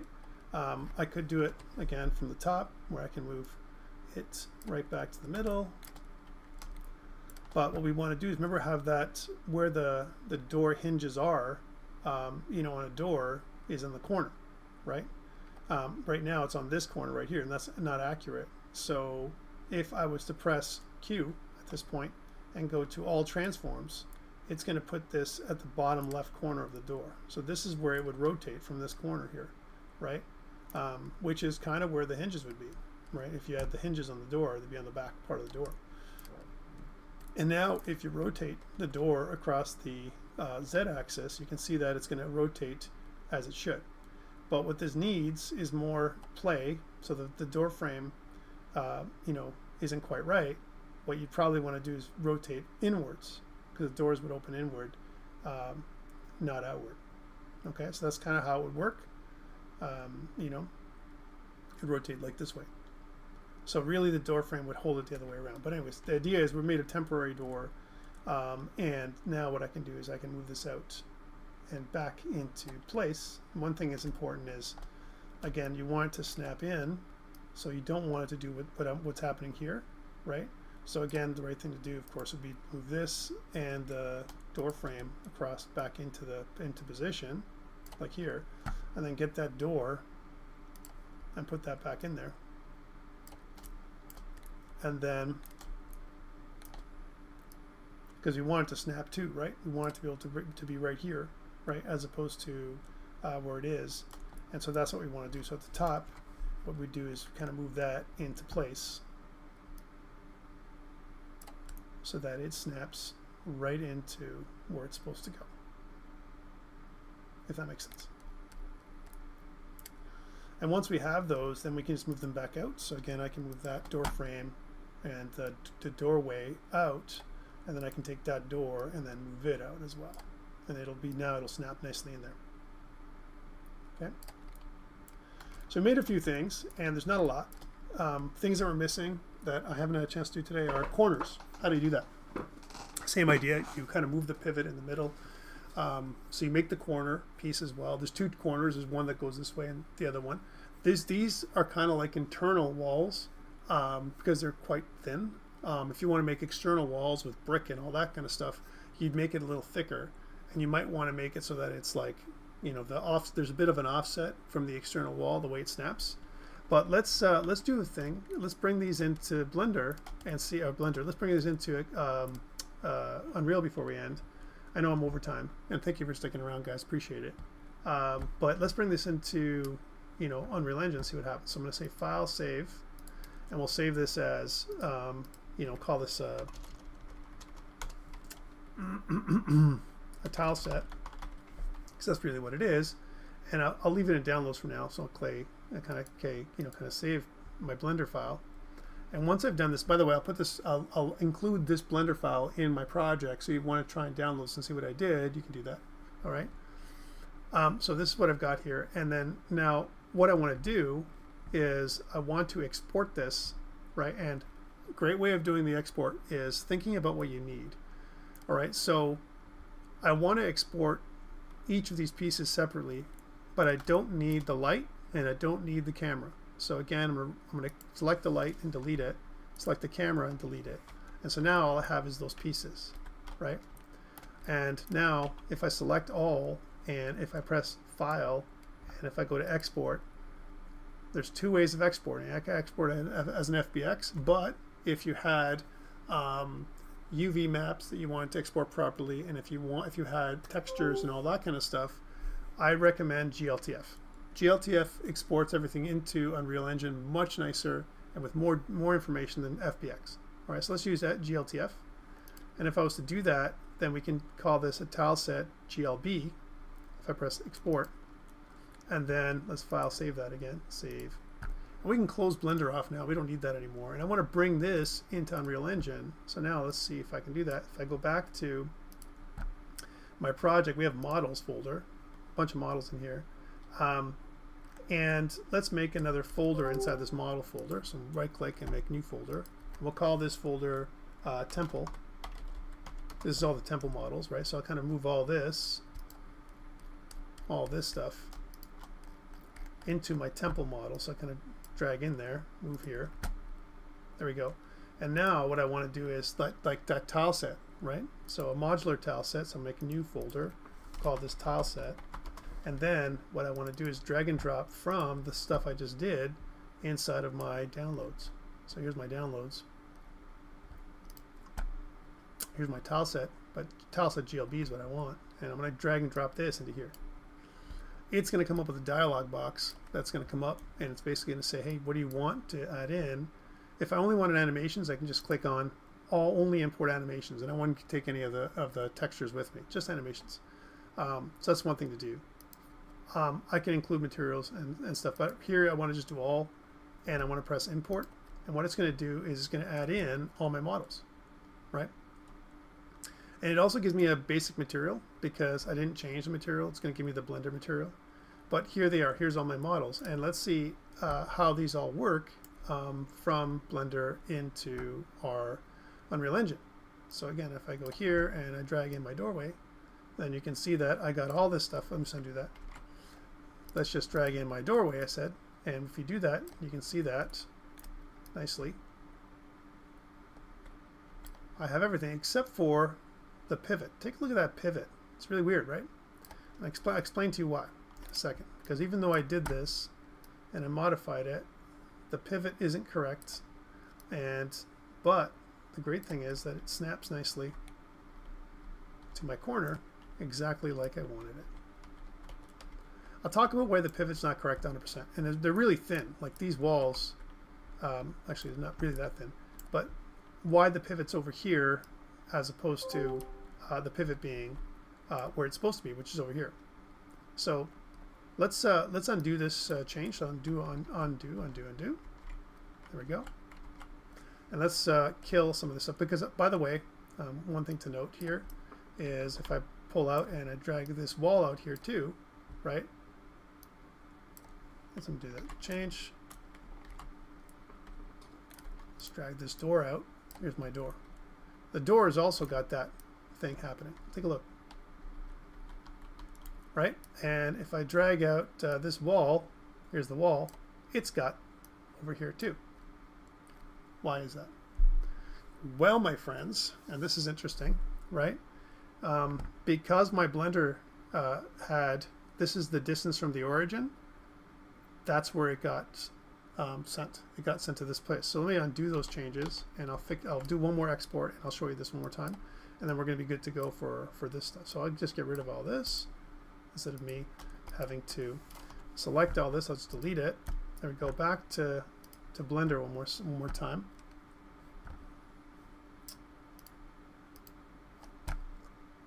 Sorry about that. We'll get rid of this tile set and the other stuff. I don't need that.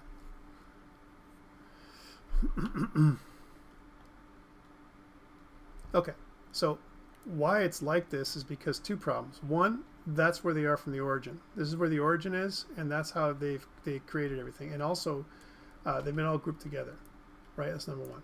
The other thing is the way we export. So if I go File, Export, Export GLTF, there's some options, right? So it says animation data is out there. Here's the data, shape keys and skinning and all that stuff. Transforms, Y up, and then include all these things, right? Selected objects and all that kind of stuff. Remember the export options and blah, blah, blah. So this is one thing when it comes to GLTF. They want you to have all that stuff in the right place. Notice also what it says is there's UV, normals, and tangents, and attributes, and loose ends, and all this kind of stuff.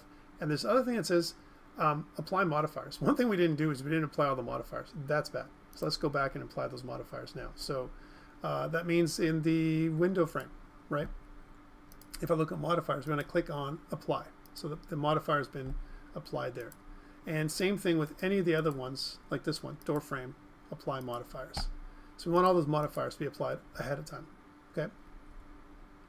The other thing is that the dimensions, the scale is important. So this is where the scale where it says 0.5, and this one says 1, and this one says 1. All the transforms should be applied to all this stuff. So again, what I want to do is I want to take this one, which is 0.5, Alt-G, which snaps it to center, and then what I want to do is I want to press the Q key and press all transforms. And what this does is it makes it the scale as 1. That's important to do. Now, one thing I could do is I could drag all these to the center. Since these all are objects that are here and they've all been transformed, if I press Alt-G, right, then they're all in the center, you know, of these of things. Now they look like they're overlapping, but actually when we export them, right, so again Alt-G, when we export them, they'll be, you know, kind of working fine. Let me explain this again. So again, if I select all, and if I go to File, Export, and if I did this way, there's a bunch of ways to do this. This is one way of doing it. GLTF, and I want to say tile set GLTF and export again, the way it is. And that's fine. I can undo that change now. I can put them all back to where they were, right? So you can see them. But if I was to undo that change and go back to Unreal Engine and pull them in, right? Let's do that again. So I'm just pulling in my GLTF or GLB into here. Now, if I get that, I'm going to get the same objects, but if I drag a door in, then notice that the pivot is exactly in the right spot. Right? Same thing with the wall, or this part of the wall, and they're all named properly too, right? So that's the one thing that I want to put in here. Right? So it's pretty cool. And they also snap, which is important, right to where I want them. So they're snapping right to grid, right? Because that's where that is where my my pivot is, right? So they're snapping right to grid and stuff like that. Now, I notice that they're the exact size of my grid here, right? In Unreal Engine, and that's what I wanted you guys to do. So that way you can make your own tile set this way and put as much detail as you want compared to, you know, the stuff that you're going to block out here. It's not blocking what I'm doing. I would create a lot more geometry and, you know, take my time to make my tile set the way it is. But what if you don't have time for a tile set? You know, and you want to borrow some stuff, like you don't have time for textures and all those things.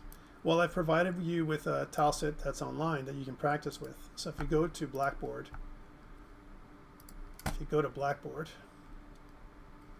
there we go. And if I go there, what I've done for you is I've given you a tile set.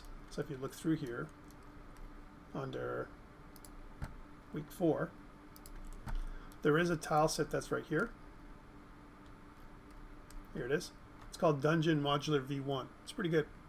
So if you can download it from there, what it does is, and if I go back to mine, I think I have that pre-downloaded, of course. And what I want to do is I want to kind of import this into Unreal Engine. Well, there's two things I want to do. I want to close down Blender. I don't need this anymore. There we go. And save. And I want to take this tile set blend. I want to cut it and put it inside of my spot where I want it. So there's Georgian. I'm going to put this inside of my week 4, like in here. So this way I have my tile set blend, so I can give it to you. It's not very big. It's only 100 kilobytes. But I also want to drag in my new content in there. So I have it. I've already downloaded it. I'm going to grab that. So I'm going to go to Documents, and I'm going to grab my stuff from here. You can download yours. Where it goes, just like before, is inside the content area. So if I take Dungeon Modular V1, copy it, and if I go back into downloads, Blender just takes so long. Not all this stuff takes a long time. It is what it is. So here's downloads, and inside of week 4, I'm going to put it inside of content, and down at the bottom, paste. And then what I want to do is, with Blender, with Unreal Engine closed, File, Save All, let's close it and reopen it for a second. I'm going to extract it here. So I'm going to kind of go into extract it. I'm using 7-zip to extract it into that spot inside of content. That's where it belongs. And it's got to be named the exact same way. So Dungeon Modular V1 is what it's called, right? And I don't need my zip archive anymore, so I can get rid of that. And then when I relaunch Unreal Engine, then I should have access to those modular assets. Let's take a look.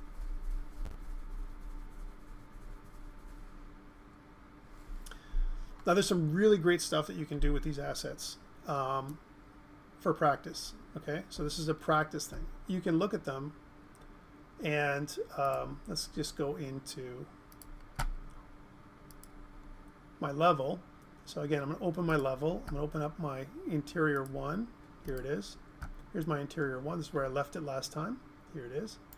And that's what I was doing. But I also now have inside here Dungeon Modular 1, right? And if I look at it also comes with maps. So there is a dungeon map example. Here's a grid example. It's going to take a second. And it comes with a bunch of stuff like this. So it comes with some skeletons, and here's a dungeon map. So this is kind of like more of a modular asset, a modular toolkit, okay? things that you see here is what I'm looking for from you. Okay, I don't need everything. Like for example, all this stuff here, like benches and rocks and skeletons and a bunch of other assets like these, you can simply take from here. Like if you want to make a torch asset or whatever, or if you want to use the torch that I already gave you from the previous lesson, you can do the previous thing. You can do that, or any one of these things. You can take these and reuse them if you're going to make a dungeon type thing. Even some of this is okay.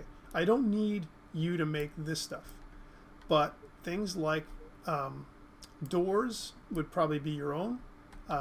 Any kind of stairway that you would do, would be you. Walls, the big stuff, walls, pillars, that kind of stuff, that's all you, right? So it'd be your stuff, your textures, all that stuff. Now you can take these textures, if you like these textures and if you want to apply them to your walls and stuff like that. I don't expect you to make your own textures. Like I said, you can use textures from another pack or from somewhere else, okay? But you can practice with this. Notice that these ones, this modular tile set uses no thickness at all. This is another option. So how you would use this is you would duplicate this stuff, right, to create your rooms and your stuff. Now the positive about this is it's going to save you some computational cycles because it's literally one. They're super thin. Okay, and that's the positive about this. The negative is you're going to get caught when it comes to doing corners and that kind of stuff, because this isn't, you'd have to modify these to produce these. These don't really have corners, right? So you'd have to kind of create that and use what you've got, rescale these things and all that kind of stuff, because they don't have smaller assets. They do have things to, like a tile set like this, which is pretty cool, where they have basically these tiles that you can use for the floor and that kind of stuff. And they also have a really cool example map of what it looks like inside. So this is kind of what the dungeon will look like inside, and this is just using all those assets.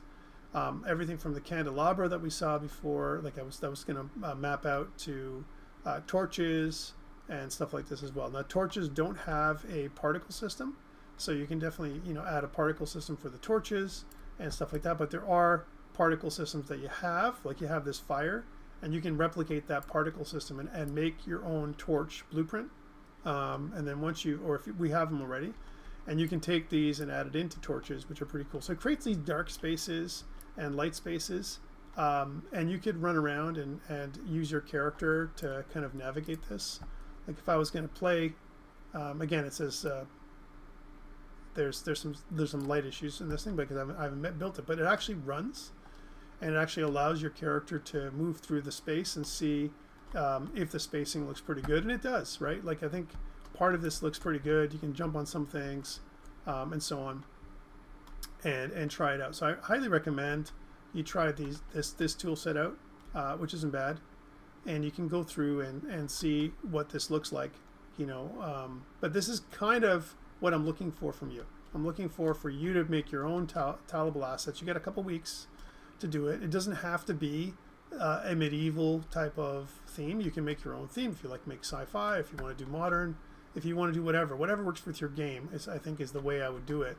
That's what I would start off with, but you can see here clearly that's just not so bad, right? So that's kind of the asset pack that I gave you just so you can see it. You can take some of the particle effects aren't part of assignment 2, so you can borrow some of those. You can use some of your textures, you can use some of your props. If you want to use like a skeleton, or if you want to use a cauldron or those kind of things, you can do that. But the actual walls, stairways, all that stuff, it's got to be yours.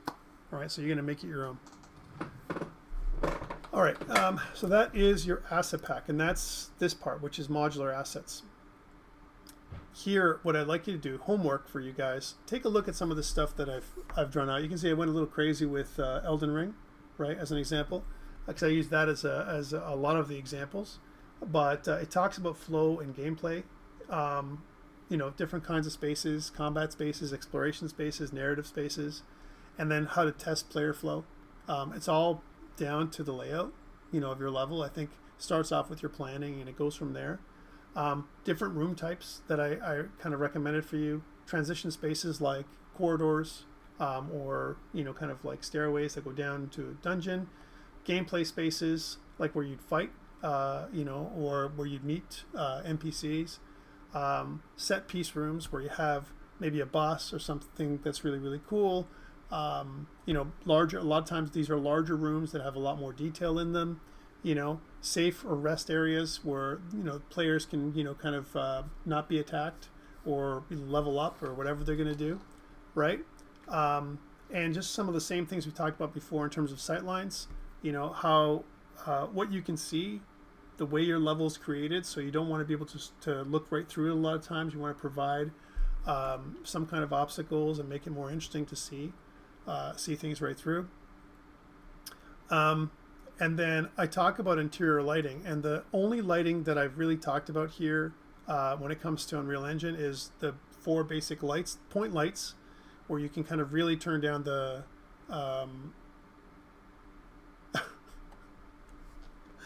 right?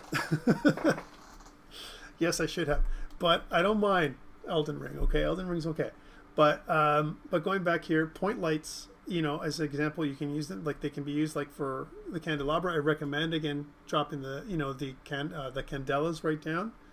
Spotlights again through like let's say windows and that kind of stuff. And that's what they did here in their design. If you actually look at the design for these ones, some of the windows that they have and some areas here have a spotlight. Now this spotlight right here, to be honest, I don't like it for a couple of reasons. One, there's no reason for it to be here, right? Like I've seen what they've done, but where is this light coming from? Like I'm saying, it's just like parked here in the middle of the roof. These ones have a reason for being, because those lights are associated with an object, a source, right? But there's areas like this is cool. So where it comes from, the opening, like if there's like maybe this is representing a moon or some other kind of light that comes from an opening. That's pretty cool. I don't mind it if it's a spotlight like this. Okay, so that is spotlights are pretty common. Rect lights are more for modern buildings. Rect lights are kind of could be used for like fluorescent lights or ceiling lights, things that like there's more of a modern look and feel. You can color them, you can add bloom and all that kind of stuff to make them really cool. Directional light, I highly recommend using a directional light as ambient lighting. For example, the directional light that you see here, that they do have a directional light here, you can see that the angle is pointed like right down, like that's where it is. It's way down at the bottom of the kind of at the of this thing. So this is kind of an idea. They do have a directional light, and the lux is low, so you can see like it's 0 lux. The light color is low, and they've kind of played around with some of these values to make it so that when you leave this dungeon, so if I kind of zoom out of this dungeon, it's complete blackness. Like this is what it actually looks like, right? Like the entire scene is like you can't see it anywhere else. It's only viewable from inside the dungeon. The rest of the level is black. Positive about that is you don't have any light bleed coming in from the outside of the level, right? Because if you made it a very light level, like we had in our test level, that happens sometimes is there's little seams in the corners of your building, and there's light bleed that comes in. It looks like there's like it's lit up. So one strategy is to make it black like this. That's a way of doing it. And the other way is to take away or change your, like I said, your post profile, volume, and then post processing volume, and then when you modify that, it doesn't do something. You can see there's light bleed coming from inside this thing to the outside. Now, we're never going to be on the outside, so that's okay. You know what I'm saying? But if you were going to take this level and actually, kind of bring it into another world, you'd have to be really careful because the light bleed would happen from, kind of inside out. And this is where like assets that have a little bit more thickness help, because they kind of shut in the light and all that kind of stuff. Okay, so that's something to note about this asset pack. I also talk about common design mistakes to avoid. One of them is oversized or undersized spaces. So make sure you do your scaling properly. It takes an extra step. Poor player flow, where you don't really plan how things are going to run. Like when you do your dungeon, you're like, where's the player going to go? You haven't thought about that. And then they lose themselves, or they get confused or whatever, because they don't know what you want. Remember, you can guide them with light. You can guide them with geometry. You can guide them with props, and that kind of stuff. So player flow is kind of an important thing. And sometimes if you don't have enough lighting, or if the lighting is confusing, like I said, like for example, if it's lighting that's coming from a random location, you're like, where's that lighting come from? You know, it kind of can confuse the player as well. Too much detail too early. Like you start off and I mean, this is great as a final piece, you know, as an example, but you don't want to have something like this as you're blocking out. Blocking out is literally just big to small. You're just, you know, putting the blocks in place. When you make your modular, you know, toolkit that you're going to create, right? Again, you want to add in as little detail as possible in the beginning when you're doing that. You're just basically making shapes. Then you add material and texture on top of that, all right? And we'll continue with that next week. And then again, disconnected gameplay spaces. You want every space to have a defined role. You don't want just a random space there. Like you're like, what is this place?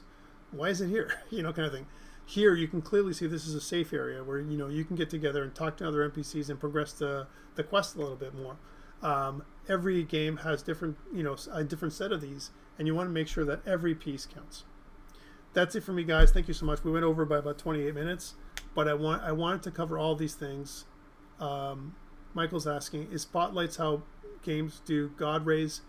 No, I would say that that's from the skylight and from the directional light. What happens is the skylight itself acts as a sun, or the directional light acts as a sun for the sky. And then what happens is you add bloom, and you change your post-processing volume, and that's how you get God rays, right? But remember, God rays, I gotta tell you, are super computationally expensive. Like if your game can take it, awesome. But if your game can't, it'll really slow the hell down, right? So you want to be, you know, here, you know, kind of few and far between. Only when it makes sense. You know what I'm saying? So, or if you have a really great, if you want to base the game off of a really amazing computer or whatever, which is fine. If you can turn down those effects. But anyways, any other questions before we go? So I've given you your assignment to one thing of note. Last thing before we leave. I know it went over time, but I wanted to give you as much as I could. Is our schedule, right? So remember that this Friday, right, even though this isn't part of this class, please remember this Friday we're getting together early. So instead of 1, it's 12, because again I'm supporting Global Game Jam, which starts at 3. So we're going to go from 12 to 3, not 1 to 4. I will make an announcement to remind you guys. I will be on site, but I will also broadcast on Zoom and on YouTube. So if you want to stay home because it is a remote week, I'm totally cool with that. Okay? If you want to come in because you're part of Global Game Jam, you're welcome to come into the class. Or if you feel like just learning and then taking off because you can't be part of Global Game Jam, you're welcome to come in as well. It's all up to you for Friday. Questions before we go? Yeah, I'll stick around. I'll stop recording and I'll stick around with you. Anyone else? Take care, guys. Thank you so much.